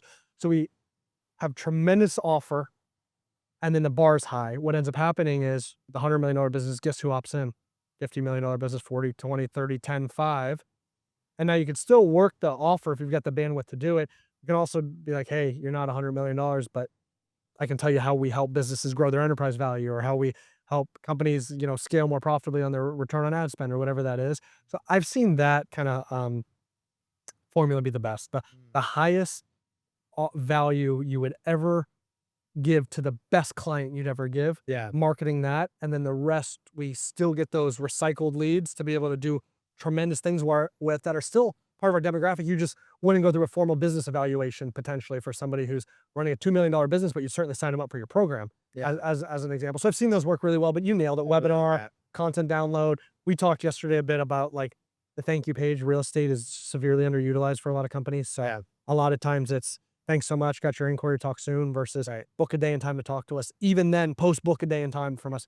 Ready to buy now should be the net, or more questions. Yeah. Have you done coaching before? How much have you invested in it? Or how much are you spending today on marketing? I remember I had a guy who built decks, and he's like, yeah, I'm not getting any leads through it. And I go on there, and the first part of the form was, do you want wood, metal, this? Give me the dimensions. Give me blah, blah, blah, all this budget, all this. I'm like, no wonder why no one's filling out your form. You got all this friction in the front end. Asked for name, email, phone. Are you a homeowner? Boom. Thank you page. Ask for all this information. Yeah. Magically on the back end, people were filling it out. He got more They're people more filling it out. invested deeper into the funnel. Exactly. Yeah, that's good. So That's really good. that's one thing that I've just found interesting as well too. Just even after you book a day and time, what's the next level of rate? Can you call us today? On after you booked a day and time. Cool. Hey, I've got you in front of me. I'm free now. Call me now to chat with me. I'm just allowing somebody to kind of, again, triage their intentionality around what I have. Yeah. And I led with an offer that I would perform for somebody who was going to be my top tier client. Yeah. And I've disclaimed it, so I feel like I've got integrity around what I said. Right. And false promise. So that I'm seeing work really well amongst everything else you mentioned there. Yeah. So that's one of your favorite funnel types right now. It reminds me, I just had Dr. Pompa on, Yes. and they scale largely with webinars, but his offer from a webinar is, instead of just like, hey, book a call with my teams to learn more about our programs, etc., it's essentially taking people through their onboarding before they're actually a client, and they fill out a pretty in-depth questionnaire form, and then they also have a urine test that's sent to their home for a cellular level Yes. for just like a very low cost. And they get all this very custom to them information, Yes. book an onboarding, like welcome review call of that entire assessment. Yes. And then just like, hey, here you go, give the resources. And then if you want to work with us on next steps to actually execute this with you, then you take them through the sales process. Totally. And it's like, it's so good compared to just going from the webinar of like pitching my thing. Here's the program, book a call, That's right? exactly right. So Yeah. it's exactly what you're saying of you don't even have to have the webinar. You're seeing it be very effective on the front end Yes. of doing like a very in-depth, valuable assessment Yeah. for people, almost like onboarding them as a client in a way, Yeah. if they qualify. It's And exactly then right. you're just like sending them to a calendar. Yep. And So they good. call it NTA, neurotoxicity assessment. And I had the pleasure of coaching their brand and helping oversee their marketing for quite some time. And a tremendous organization. And you're absolutely right. The reason why they get to spend millions and millions of dollars a month on paid advertising is exactly that. If they said, "Hey, you want a health coaching program? Interested in the health coaching program?" Right. It wouldn't work. Very few people. It may work for Dr. Pompa because he's got such a big brand, but even so, they'd Yes. be a fraction of the size of what their business is today. Absolutely. Yeah. Could not agree more. You're exactly right. So it's back to the land and expand, right? Whether it's a customer and then growing the lifetime value with them, or in this case, I landed the contact info. I'm going to expand this person's intentionality for what they're doing or investment in me, even if it's not dollars. If it's dollars, great. If it's time, it's fine too.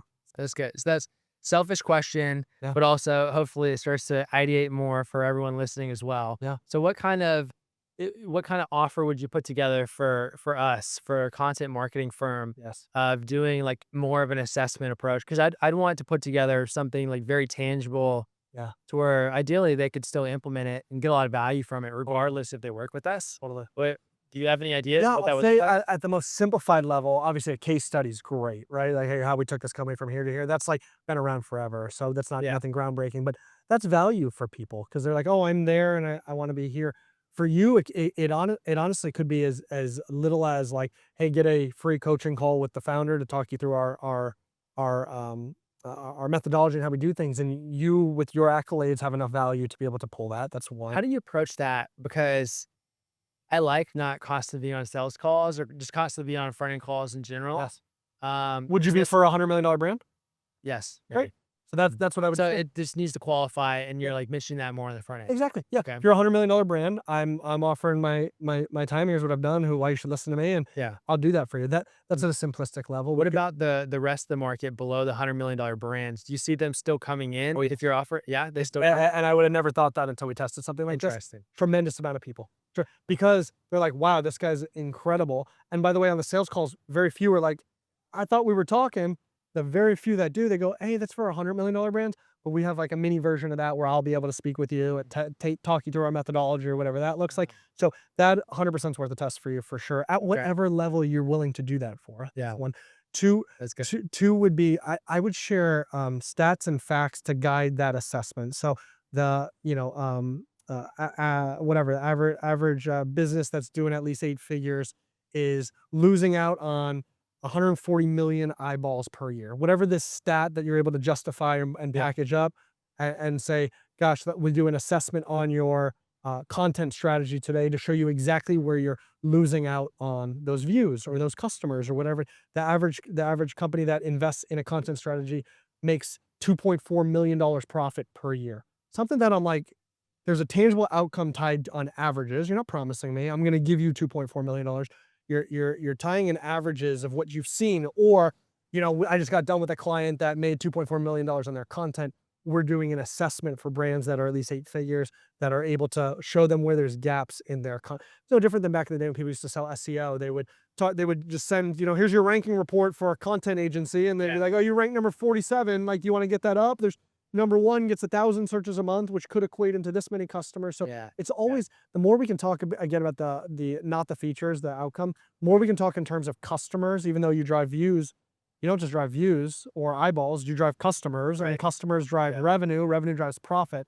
So I mean, gosh, I think a winning ad would even be talking about how much profit you're making a client, and because they invest in their content strategy. So if you're currently investing in your content strategy and you're not making this much profit, We'll show you. We'll do a free audit on your company, or a paid audit for that matter. Gosh, I would pay for that audit if you said this guy made $2.4 million in profit investing in content. If you're not today, or you are, and you're not making $2.4 million tracked back to your content work, give me a shout, and I would pay for that audit. I would do that all day long. But of course, if it was free based on a certain size, that's great. Or set up a time to chat with us to learn about how you can unlock that 2.4 million. Again, getting back into terms of the outcomes is the most important part of that entire ad strategy. It's not even the trinket what we're giving them. It's more just the outcome that they're missing out on that they could receive by talking to us. So Yeah, that's really good. A lot of ideas there.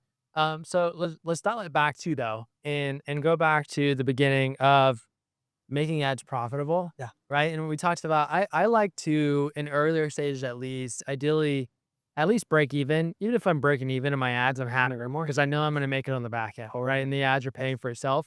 Also, it's been really important for us to much more pay attention to our gross profit for covering the ad spend yes, versus just top line revenue. A lot of people only tracks like, okay, I spent this much in ads and I made this much top line, but like, you have a cost to deliver the goods or the service. yes, And so you're still in the red totally, versus if you're looking at the gross profit, right? So I like to at least break even on gross profit from the top line revenue compared to the ad spend, yes, right? I know that I'll make the cost back in the back end. totally, Um, how do you make ads profitable? yeah, it's a Right, great, last thing is, all marketers have heard this, the person who can spend the most to acquire a customer wins.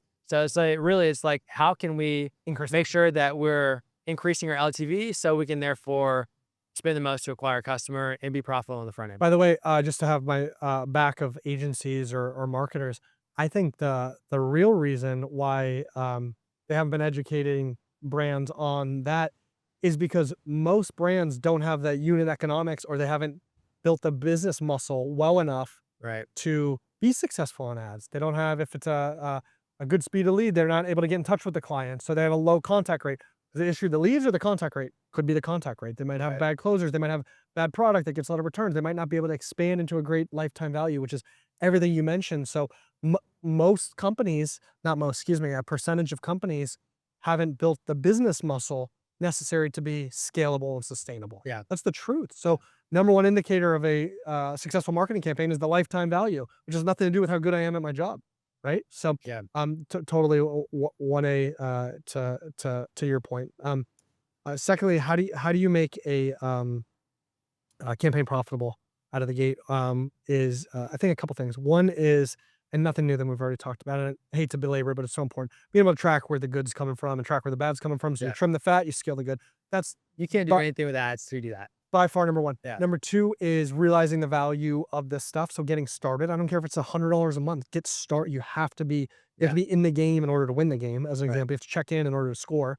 So check in, number one. Two, track it. And then three, I would just say there's some low hanging fruit, whether it's on these social platforms, these lookalike audiences, which is nothing more than you upload a subset of good customers you've had or good leads, and say go find me people that look alike, they look similar to those to be able to get in front of. That's number one. Two, For everyone watching, how large of a list do you need to create a lookalike audience? believe it's at 100. It's 100. I obviously the bigger the better, I but think it is 100. I think 100 is the last time I heard the So you need at least 100 buyers, but if you're not there yet, you probably have 100 qualified book calls, or you just basically the closest next step to a list of buyers. Yeah. a retargeting campaign. Somebody can't, so you don't have any customers. Hopefully you're out there pounding the pavement trying to get referrals, whatever it might be, giving away your product or service for free, and then saying, if you love it, you're going to buy from me, you're going to refer me 5 people, as an example. So you're hopefully doing something to drum up some action. You're not just passively saying build it and they'll come. But a retargeting campaign is great as well too. That somebody came to your site, they didn't buy or they didn't get in touch with you, stay in front of them. If you've ever been to BMW or Nordstrom's, if you're a female or whatever that is, and you look at a car or a purse and it follows you everywhere, that's that's the same strategy. Yeah. On Google, targeting competitors is still the lowest hanging fruit. So So good. if somebody, if I'm Geico and I run ads on State Farm, so when someone searches State Farm, I can say why my competitive advantage. It's a great place to start, and usually pretty profitable endeavor. Yeah. Okay. Love it. So low hanging fruit is, one, get into the game. Yes. Two, lookalike audience based on buyers, if not closest stage of the process to the buyers where you have at least 100 people. Sure. 3 is run Google ad campaigns targeting competitor search. Competitors, I would say, only other 2 things were the retargeting. So if someone came to your site, Yes, follow retargeting in general general, on a and then website. Yeah. and then the underlying belly of all this is the tracking. To be able to see where the good is, do more, see where the bad is, do less, without that missing. I don't care if you spend $1 million a day, you're flying blind. I don't think either of us want to get on a plane where the pilot's kind of going off of feelings. I think we're going in a good direction. We're in the air.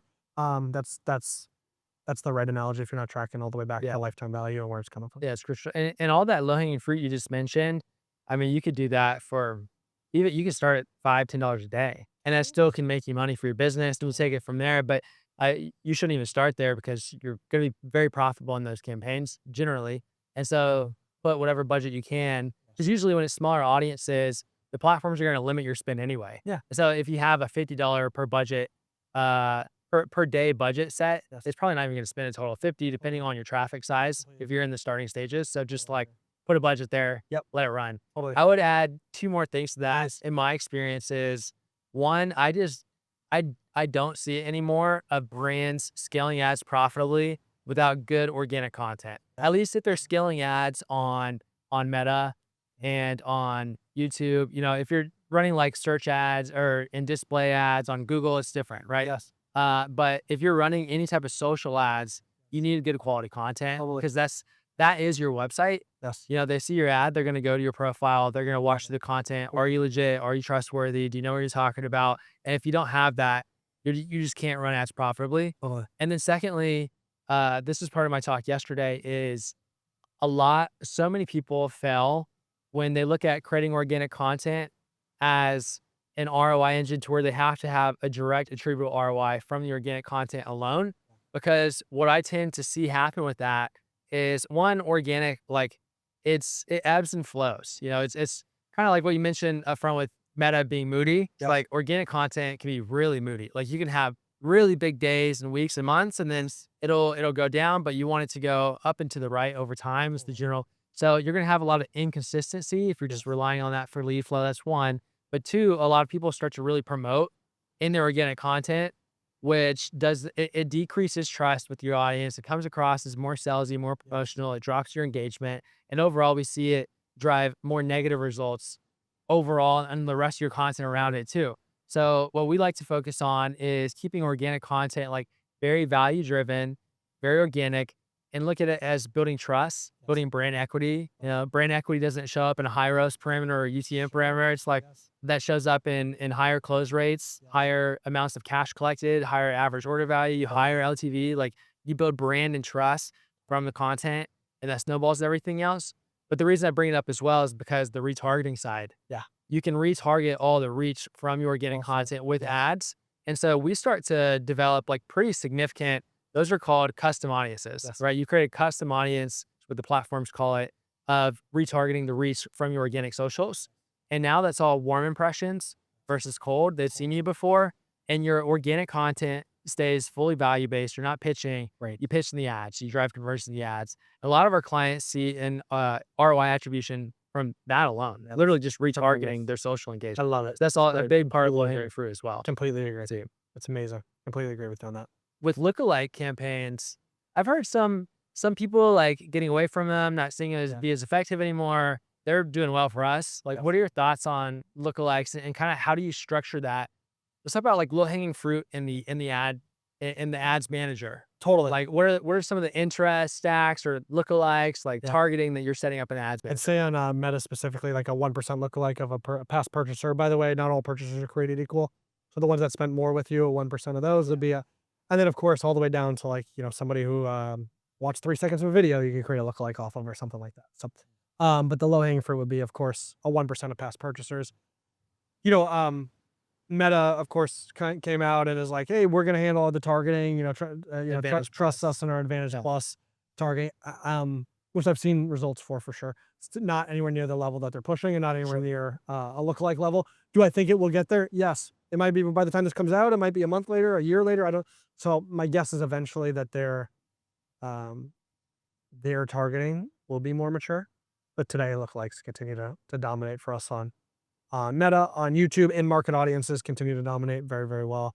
And then we talk a little bit just not even on search, just lowering for bidding on competitors What is it in-market audiences? it's, so YouTube's obviously owned by Google, Yeah, so they get to, leverage that search this is my belief, they leverage the search data to inform, like, who to get the ad in front of on YouTube, so on YouTube. on Okay, YouTube. So if got it. I'm Googling how to create a great ad or how to sorry how to get my video to go viral as an Yeah. example, and even if I just Google that and then I'm They reading didn't YouTube blogs, that, they Googled it, but it's still they yeah, exactly Google it there like it's this indicator that Google's leveraging certainly for 100%. next time I'm looking up a Beyonce video, Yeah. and all of a sudden they're going to show the ad in front. They're like, "This is the same guy that was looking to go viral," as an example, and show your ad as an example. So, I've just seen tremendous success with in-market audiences on YouTube today. We talked, of course, on competitor bidding, and then 1% lookalike of purchasers on Meta or TikTok or any one of these other platforms is Something I heard from you and then Seth Pennington is someone that you work with also, he's awesome, is is super lookalike campaigns. That's where you're stacking lookalikes, right? So you have a lookalike from your buyers, lookalikes from your qualified yes, sales bookings, and then just like basically your most qualified yes, bookings. And do you stack 3 lookalike audience or 4 into yeah. campaigns? I would say it allows, especially at level of spends on that campaign specifically, um, deploying $25,000 a day in ad spend Yeah, as so an that's example. that you shouldn't do that until you're spending at higher levels, It's generally. what crummy marketer answer. It's worth the test. So Okay. I would test Yeah. it, but it's very helpful, especially at like bigger budgets, to be able to uh, expand the audience as far as who you want to get in front of, but not dilute it too much. So Mhm. I would say it's a good use case for scaling or expansion more so than out of the gate. That's just in my humble experience. So Yeah. Are you overall seeing much better results with video versus still image for ads? I would say yes. I would say most brands. Well, hold on, let me caveat that. A lot of brands like yours, for example, would most likely be running video ads because Yeah. you want to talk to the pain points, you want to talk to the value, you want to this. If it was a 2-for-1 deal on these water cups here, still image, get discounted inventory because there's not as much in my humble experience again too. Good conversion rate, fine, but it's got to be able to be something that I know, love, or already am purchasing, but want to maybe make a switch that's easy to understand within just a static image. So I would say it's got a much lower use case for most brands, but the ones that do, it's great. Like a lot of e-commerce brands that I work with within their environment, the static image is performing pretty well actually. Okay. Yeah, I But see that yeah, much more relevant in e-com versus like service totally. and higher ticket info coaching. What Most about AI? Are you using AI for your creative at all? Are you seeing any good success Yeah. there? I think, one for like, obviously you mentioned it earlier too. You can, connect your ads manager to Claude, which Yeah. is within the last couple weeks, which is great. We've been leveraging that for, data pulls more than anything. And of course, there's still, I suggest the human in the loop, verifying, not just making decisions off of it. Yeah. Or if there's like bulk campaign uploads or something like that, it's very helpful to, go build these out and then verify before go live. That is one of my favorite use cases of AI right now is data analysis. Yes, It's totally. so good at analyzing data and giving you insights on it.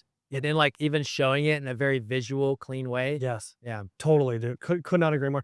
I'd say that's the biggest use case today for us. There's obviously a number of different platforms that do AI voice or AI video, which I don't see performing as well, uh, Uh, which you and I have talked about. And I think it comes back to authenticity too. yeah. Um, so uh, I would say what's really cool just for a business owner, take a deep breath. Um, Google owns Gemini, Meta has Llama, right? Like you're natively leveraging AI within the platforms, within their targeting It's already built capabilities. in. Already built in a lot of this stuff, a lot of the tools that are going to move the needle. So around like, do I need 7 different softwares to sign up for to be able to have success of my marketing campaign? No, 80-20 rule. Yeah. 80% of it's already natively in the platform. Um, so yeah, and to be honest, just to be the contrarian in the room, which you and I both are aligned on this topic, especially when in content it's like, so many people buzzword this, then they've got these AI videos and this stock image and Yeah. AI lander, and they lose the human element of it because AI doesn't 100%. understand how your demographic makes them tick, back to our point from Yeah. earlier completely. So in no way am I like, "Don't use it, stay away." I think Right. it's a good enablement tool to allow smart people to do their job really well. Yeah. Yeah. I mean, there's a lot of great use case for AI, but it is much more of a commodity than people realize. everybody has access to it. Yes. And I've already said this in other interviews as well, but like we have a division of script writers. We have them write 3 sample scripts on the same topic with the same context Yes. as part of the interview process before our first round screening interview with them. And almost all we've analyzed thousands of scripts at this point. Almost all the scripts are the exact same, Yeah. saying the same things in slightly different ways Yeah. because people are prompting the same AI with the same things.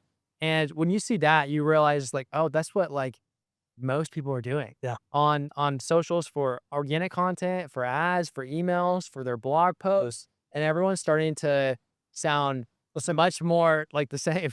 And they think that it's this big edge or this efficiency tool, and it's really hurting more than helping in a lot of ways. So I love AI for when it comes to content and creative ideation, but still having a lot of your own expertise and human element, and we're seeing much stronger results of people like if we're putting together scripts for clients or whatever the case, having more of an outline Yes. and some inspiration of proven content types and formats to follow, but not a word for word script Yeah. from AI or anyone else. Totally. Right. And to your point, how do you stand out in the market? You just do that, you stand out. So if you're doing the Right. same thing as everybody else, I remember this going back 15 plus years ago.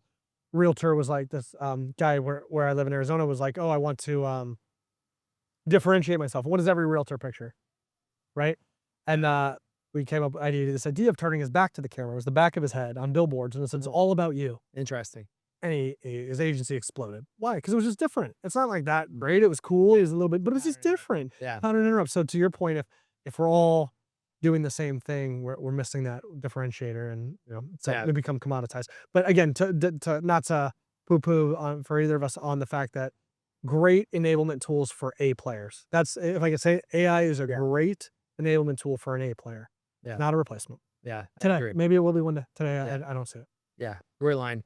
So now I'm at a stage and spending 100,000 a month on spend. I'm ready to take it to 1 million. I mean, that's a pretty big leap, but even so, Sure. Yeah. I'm at 6 figures, multi 6 figures per monthly spend. Yes. How do things structure? Like, how do you start to really hyper scale in that arena and break it to where you're spending 1 million, 2 million, 3 million plus a month? Yeah, I think it's a lot simpler than it's silly sentence. A lot simpler than you would think. Simple is not easy, but yeah. Yeah. I would be testing the heck out of the offer, to be honest with you, on the front end. Back to what we were talking about before, just that I've just seen where just a slight shift in an offer, completely different businesses, completely different trajectory and growth just by testing like what am I offering people, what am I messaging people as well. So just doubling down on the offer and the value, some of the things we talked about here today. I already know I already know a lot within your environment, but the tracking that you're talking about in the back end on the sales team that we're working on growing to be able to support the metrics on the front end to continue to spend. But an easy answer would be, go to a different platform or this, which again, there's some validity to testing YouTube as an example, or TikTok or one of these other things. Yeah. There's some validity there.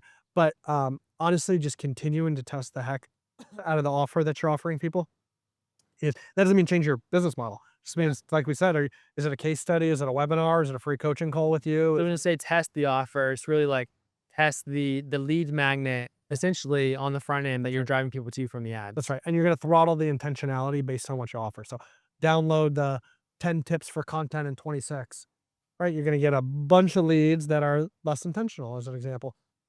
Learn more about how we can help your content engine grow. You're going to get less leads, more expensive, but the intentionality is there. And again, that measurement is which one's better. I don't know. I don't know which one the back end, but I think you'll be shocked to find which one's better. And I don't have the answer for you. I just know that it's less different. it's less linear than you think. It's less linear than just the high intentional one. It may be the lower intention that, again, book the time with us or ascend to the next level of intentionality or whatever that might look like. Or even these low quality leads, triage the heck out of them. Top reps get the good ones, bad reps get the bad ones, and they net make more money because they come in at such a discounted cost. So that's what I think most people miss. They just continue to just hammer home on the high intentional offer on the front end. And it's expensive, and it is expensive, and as it should. It's got good intention, but we don't know the math. Is Google better than Meta? I don't know. Google's more expensive, usually, just generically. Meta's less expensive. Which one do I make more money off of? I don't know. They would say more versus less of like a cost per call, cost per lead, but Oh, profitability. we don't know cost per click, cost Fair per enough. lead, all the Yeah. to all the way, how much did I spend, how much did I make it within Right. the platforms, but within the offer as at a high level, within the friction on the landing page as an example. All these things matter dramatically and like, go into the next level Yeah. and spend. But just in one sentence, again, we could jam all day on that. But in one sentence, it would be testing that. Just what is the front end lead magnet, as you called it? That's a huge takeaway. So what are the indicators of when you need to do that? Is it like, Yeah. okay, you keep trying to push spend and it just your profitability just starts to shrink away and you've tested a lot of creative. So at that point you kind of deduce it's not necessarily a creative problem as much, but more so just an offer problem itself where you drive is that like a strong indicator or what are the signals that you want to see first before you divert focus in a way of testing out new offers, building new funnels where you're driving people? Well, I think I'm actually going to regurgitate your words. I think you said earlier at the beginning of here is just like you said. I think you used it for content burnout, but like we should always be trying to re-engineer and beat our control. Yeah. And 10%, 20%, whatever. I talked about my rule. Yeah. Whatever you're going to put towards that of the ad spend. So of the 100,000, 10,000 has to go to testing.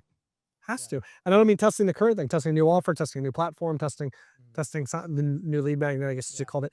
But a percentage of the budget has to be allocated towards this because otherwise it'll get eaten up by what's working today. And what's working today may not be what's best for the business long term or what's working tomorrow. So just very important to have an allocation towards testing. Yeah. Do you see patterns of when you are overseeing ad spend that's going to, let's call it 500,000 a month, a million plus per month, just an ad spend? Um, do you see patterns of people running multiple offers to get there? Is there, or do you ever see like one offer that's just hitting really skyrocket? I think it matters on the total addressable market, right? So you take like Pampa as an example. It's people that want to increase their health. Big market. A big market, right? Yeah. So I think the smaller market, short answer, the smaller the total addressable market, probably the more frequently you want to test the offer as an example. But no, you could, and again, you should be testing, try and beat it, but you could ride a winner for a long time on that one offer as an example for a lot of different brands. But yeah, I guess I'd be downplaying it if I didn't talk about how big the addressable market is.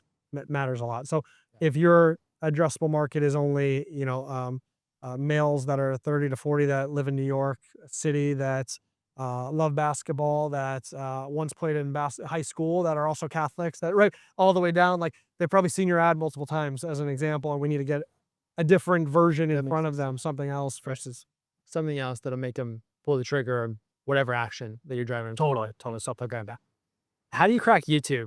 Yeah. What are the steps you take there? Yeah, I think where we got successful again too was again understanding the psychology of the consumer's journey when they're seeing our ad. So on Meta, you're killing time, right? You're going to the bathroom, you're doing this, you're having fun. You're not really directionally going for somewhere.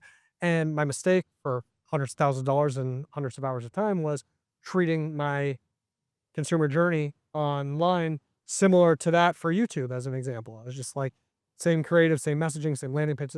Wouldn't work. Then the winners didn't work. But they work on TikTok. Well, similar consumer journey, right? On TikTok, they're there usually just to explore and have fun. Although that's even transformed to where I forget there's like something where it's like competing with Google for number of searches. Like people search like things, so it's almost like a search engine, not just a content, which is amazing and mind-boggling too. But so it's becoming more like YouTube, which leads me to that point. We started treating it that somebody went to YouTube to search for something. So by saying, in my silly example before, call me and let's have a conversation. I came here for a how-to video on how to fix my pool. I came here to watch a music video or this or whatever it is. I don't have time for the call versus give me your info, we'll get in touch. And then given the ability to call, of course, too. Those meeting them with where they were in the consumer journey was really important. So again, even getting back to the ad creative, it didn't even necessarily adjust that much, more so even in my case, the call to action. So for instance, like you may want to meet someone with a case study download or a content download versus a book a time on our calendar or come to our recorded webinar right now. So just thinking through the where the consumer is in their journey, I think is like for me to unlock that was very helpful there too. And then similarly to testing the different targeting, whether it's keyword targeting, in market audiences, retargeting, realizing these platforms have a use case not just for net new people to ascend individuals, to grow referrals, for retention, for recruitment, for employees, and leveraging these platforms for that as well too. I think is another expansion idea that people don't always look to putting ad dollars to. Yeah, that makes sense. When you're doing like in-market targeting versus keyword targeting, do you like to separate those versus Yeah, put 'em in the definitely same? two Yeah, different ad groups so that I again can test it very well. I think they call it something other than in market now that I'm talking out loud, but whatever the new age term of in market yeah, audience is, is got it. same thing, just rebranded. Recently, it's escaping my mind for whatever reason, but No, yes, definitely, and which is actually a great indicator. Back the I guess the antonym of what you were saying with like the lookalike audience stacking is like which one of those drove the value? I don't know, man. yeah, So breaking them up into different ad groups is really important because that's the other thing is we will find someone saying Meta's working well and this ad, and I'm like, cool, but then there's just a lot of interest space. There's LAL stacked and there's retargeting in there too, yeah. and it's just the You can't really attribute. yeah, Yeah, I there's a lot think of that variables. these PMax performance max campaigns on Google are notorious for that. Like, Mm. oh, this campaign's working. Well, what's working? I don't know. Well, where's the spend? And you dive in, you see all the spends on Google search. Great, Google search is what's working. And you dive in and you realize it's all branded search. Wait, I thought there's all new people coming to me. They're just searching my brand name and I'm paying for them and Yeah, coming. And you right. may want to play defense and do that, but you didn't know. So having that visibility to great question as far as splitting them out into, in this case, different ad groups, I think is very important. And then I Okay. see all those metrics on the back end. I'm still a little, could you provide more clarity of essentially you're talking about meeting people where they're at and people are on YouTube for different behaviors a lot of time versus Meta. So you change the offer, the messaging. Like, can you explain more of what that looks like? Maybe give a granular example of same offer, but this is how we frame it on Meta versus YouTube. Yeah, I would say, let's take your business as an example, right? So on Meta, I could ask for hand in marriage pretty quickly. That might be more of a Google thing. So I might be able to say, book a time on our calendar to speak with us and learn how you can grow your content. That might be too much too soon. Whereas Google, if I search for content marketing agency, I can Much say, higher intent. "Yeah, Yeah. here's my accolades, here's everything we've done, book a time on our calendar to learn more, and we'll get a proposal out to you." That might be appropriate because I look for a content marketing agency. Meta, you may or may not, I'm not suggesting it isn't, but in this analogy, it likely might be too much. I might ask for hand in marriage too quickly versus getting to know you better.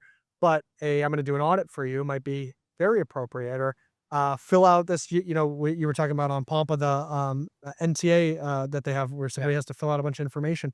Well, I can promise you when they run YouTube, they're going to have a less percentage of individuals that are going to fill that out on the back end because they came for something they were looking for before.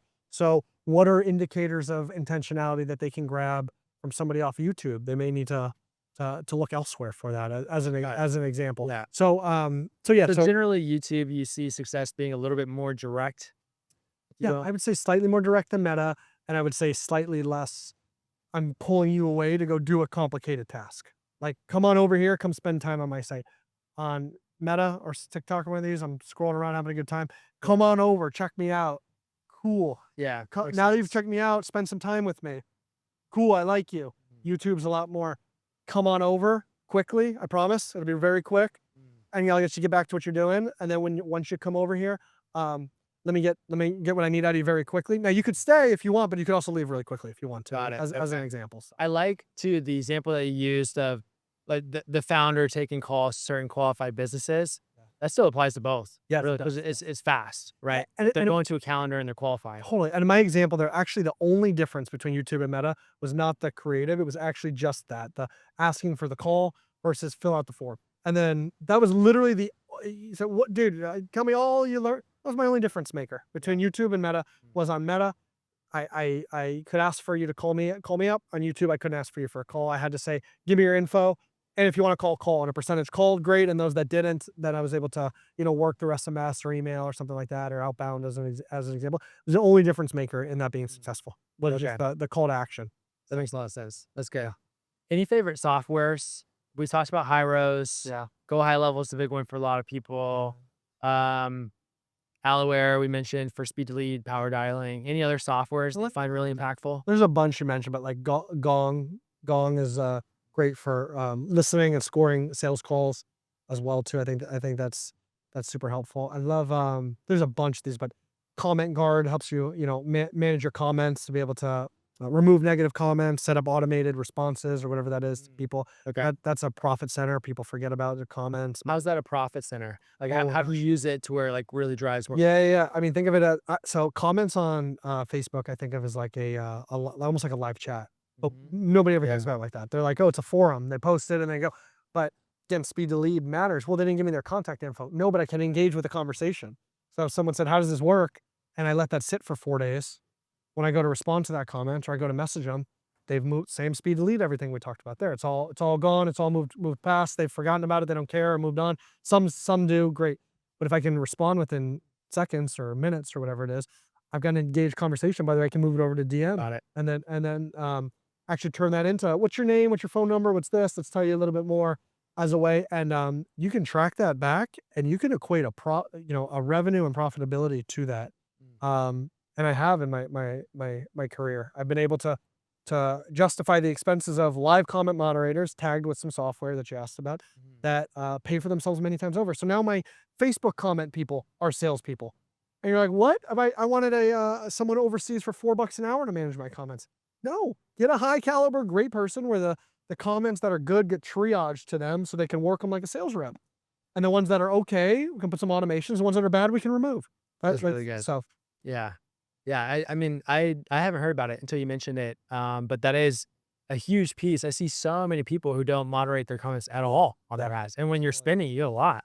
totally. It's a big center there. And, I don't have a stat around it, but I know my consumer behavior. When I see an ad, I go to the comment, Yeah, or right. even if I see a post, I'll go to the comments, Yeah. and then I'm like, A "Cool." lot of Then them are like, "Oh, hey," you know, yeah, exactly. if it's a good ad or whatever, and Then so I'll go back to the ad, and then I'll go to the website. But so that is a real sales real estate that yeah, goes. Not only does it go unutilized, gosh, if you and I ran a restaurant and we could remove negative Yelp reviews, wouldn't we do that? right, I can't believe it's even allowed. Yeah. right. So yeah, it's just unutilized. Yeah, yeah, that's a good note. I could talk to you all day, but I have some final questions that I wanna roll through Yeah. with you, and so, to kind of change topics a bit, I wanna go into your faith, Yeah. and hear more about how do you tie faith into your business philosophy? Yeah. I think gosh, dude, I think one is humility to realize everything you and I have built is so little of that's because of you and I. And I think in the entrepreneurial gung ho, go fast, I'm the man, employees stink, I did it. That gets forgotten. I didn't choose where I was born. I didn't choose to be in for me in the United States. I didn't choose to be born when social media was coming online. That affected my success. Yeah. I didn't choose who my parents were. That taught me that all these things are just in my viewpoint from, you believe in whatever higher power, universe, God, it, out of your control. And it's very humbling. By the way, when you really start getting into economics, you start realizing, you and I have lived in a low interest rate environment where money flowed pretty abundantly, and Yeah. and I don't want to speak for you. I haven't really operated in a recession before. By the way, 2020, sure, for what, 5 minutes before they stimulated the Yeah, economy? Or doing yeah, yeah. So you and I haven't been through 2000, 2008, all these things. So, gosh, I'm a golden boy, good at business. Are you really, or are you just really good in really good economic times? right. That's humbling. Yeah, That's it is. allows you to have some grace for somebody who may not have got dealt a similar cards. Yeah. So I think approaching that with your customers, your competition, your employees, um, I think one plays into it. Two is just this responsibility to do more, become more, to give more. I think I leverage my faith learnings and teachings to be able to embody that. Um, I had a really successful founder who's a mentor and a friend of mine who just has accumulated massive wealth, hundreds of millions of dollars, and he spends very, very little. He drives a very modest car, and I know his. I'm part of a investment group, so I know his spend. It's not just like he's like, yeah, I think it's who is it? Sam Walton's. Like, I drive an old truck. Like, dude, you got a $200 million jet too. So also like, take it easy. So he spends very little compared to what he'd be able to. And I said, hey, I'm just curious, why do you do that? And he goes, I'm not sure when in my family lineage someone's going to be, for whatever reason, God bless. I'm talking in his words. God bless me for the synapses in my brain to fire quickly, or to be able to communicate well, or to think critically or think differently than people. I don't know when in my family lineages God's gonna have another person be blessed with those just inherent skills that he was given, Yeah. And what a responsibility to think you and I have been blessed, and I believe for a responsibility for a reason, to do more for our families, our customers, our employees, Yeah. our shareholders. So I do believe it's a gift. I do believe it's a blessing, and I don't believe that in an egotistical standpoint. I believe some people can jump high, some people can run Right. fast, and you and I can think. Well, I don't think that's egotistical. I think it's really powerful because you're not giving the credit to yourself. You're giving credit to God for giving you those abilities, Totally. right? And so you are right. It's more humbling in a way, and it comes from a place of gratitude Totally. as well and service. I think it's really powerful. Thank you, dude. So it's allowed me to be patient with team members, want to invest in the team members to grow them. It's kept me hungry to want to do more and learn more and be more versus just, sit at the table of success too long and get fat, and lazy. So yeah, I just look at it as a responsibility more so than just a gift or I'm Yeah. the greatest thing on the planet. It's like that Right. comes with a great responsibility. It's very biblical too. Much is Yeah. given, much is expected. So Yeah, definitely. Yeah, when you are embedded with these gifts, it is an ultimate responsibility to use them, right? You should not waste them. We need to use them and to impact and serve as many people as possible. And that, I mean, you're gonna create so many gifts for something around you yeah, too in that process. totally. I love that. What makes you really believe there is a God? Have you seen, you were kind enough to send over some so I get to think about this last night. Um, and I could give, default answer that I would normally, which well, first I'll give my answer, and then I'll share something just through reflection. You send this over, I get to think more of that. I borrowed, it's not for me. But for me, first off, I don't know the upside and the alternative. So if I don't believe there's a God, I just die. And okay, I'm on this planet, and when I have hard things, I'm facing them alone. Okay. Um, I'm here to get best for me. So let me eat a lot of food. I become fat. Let me become really greedy. Nobody likes me, wants to hang out with me. So Acquire all the materials I can acquire. yeah, and so I'm just like just from like a mathematical, logical person, and logical people might be listening that don't have faith, and I can't find the logic in believing that. So even if those people are right, they're wrong. And that was not my viewpoint. That's one that's more logical. Secondly, I don't know if have you seen this guy talk about the twins in the mother's stomach? No. Dude, I don't know if you're able to, like, play it over this. It's, like, 30 seconds. And oh my god, I'm gonna bring tears. I have a 8-month-old son, and, my wife sent this to me. And he talks about these 2 twins, and I'm gonna try and regurgitate it. I'm not gonna do it as well as he did. Says twins in the stomach, and one goes to the other, and he goes, "Do you think there's life after pregnancy?" One says, "No, there's nothing else other than darkness and this." He goes, "I don't know. Maybe there's more light after this." He said, "No, this is all there ever is. Why has nobody ever came back from this? Nobody's ever come back to pregnancy. That's how you know it's not real." And the other one said, "Do you think we walk and eat food with our," oh man, I'm tearing up, eat food? Is there something like that?" He goes, "No, like scientifically, we eat from this cord. How we couldn't Yeah. even do that. We Yeah. couldn't be able to." And he just goes on, and he goes, "Do you think we'll meet mother? You think we'll meet mom?" And guy goes, "I don't think so." And he goes, "I don't know. I feel like I can sometimes when I'm in stillness, I can hear her presence. And I just feel like she's all around me. She's always around me." But what a beautiful analogy for what I believe God is. And Yeah. obviously we all came in this That's world amazing. Yeah. through that.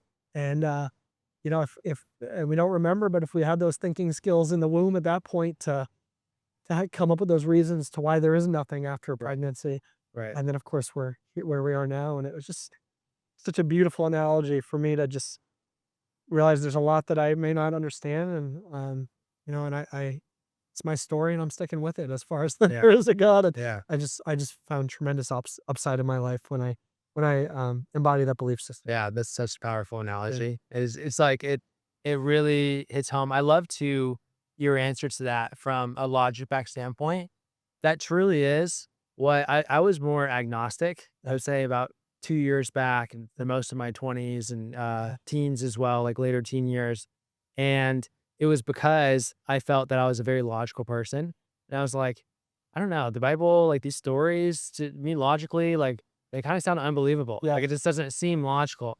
And then I finally just had a realization at one point of exactly what you said. I'm like, well, logically, like, what's the better alternative? Yeah. There is none that I can think of. Like, Totally. it is the best promise, like the eternal salvation. Like, so if I'm a logical person, like, this should be my faith. This should be the path that Yes. and that is the precipice of what got me to change my beliefs and started the process of me really leaning into faith more, rereading the Bible with an open mind and talking to a lot more people around it. And, God comes into your life in so many ways. And I kept having so many very influential people in a positive way that I would look up to in different aspects that were like true believers in God and the faith. And that just swayed me. And so really powerful, Great. I love that you shared that. A beautiful question. Yeah.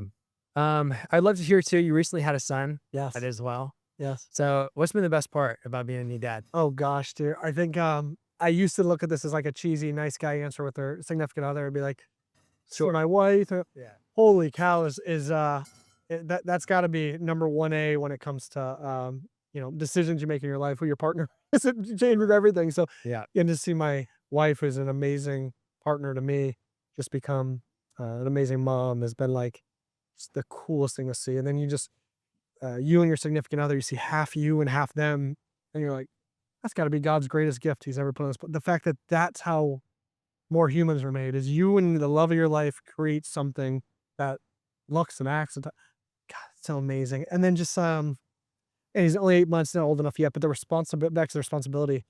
I feel like, back to faith, I feel like we should always be like, oh, God's watching, I should do good. And I do believe that, and I did.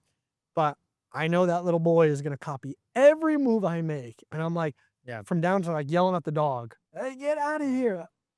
Do I want him learning aggressiveness and yelling?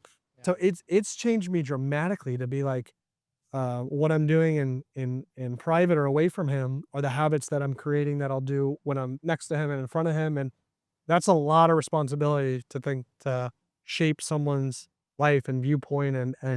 So it's forced me to be more intentional with my day and the things I do in the shadows and things like that. So that's been life changing for me. And then of course, just to see half you and your significant other in a being is just like there's no greater gift on this planet that I found yet. I completely agree. It's like, it's the strongest level of accountability for you to level up in a lot of ways. Totally, Just dude. be a better person. It brings the family together. And there's just like something so cherishing about seeing something that was made between you and your partner and loved one. Right now, my son is 13 weeks old. Yeah. So he's still like a little meat sack. He's kind of rolling. But I'm so excited about all the stages of the concert. Smiley and singing. He's so smiley. It's just It's the lights you up. greatest ride, beautiful ride. Look at this lizard right here, talking about a ride. That's awesome. Yeah, this was amazing. I could keep going all day, but we're at time. So, first, where can people find you? Just my Instagram's quickest way. Just Google my name, website or Instagram, and I try and I had so many great mentors in my life that just try and pay it forward any way I can. So reach out with any questions, comments I think it'd be helpful for. I love just being able to pay that forward. I've had people that have just given me so much grace and so generous with their time and allowed me to be who I am and accomplish what I've accomplished today. And so yeah, I'd love to be able to do that for people too. Yeah, you're incredible. You have so much wisdom to share. You're very, very tactical too. Like you really know how to reverse engineer steps and make it come across as like understandable, simple, and actionable. And that's something that I highly appreciate. Thanks, Tyler. I appreciate that. I truly appreciate you and who you are and what you do. And thanks for coming on the show. I appreciate you. It's been a blast, dude. I love jamming with you. Thank you. Love it, dude. Awesome. If you got value from this interview, it would be a huge support if you subscribe to the channel to also make sure that you're tapped in for the future interviews coming out soon. Let's grow together, and I'll see you in the next one.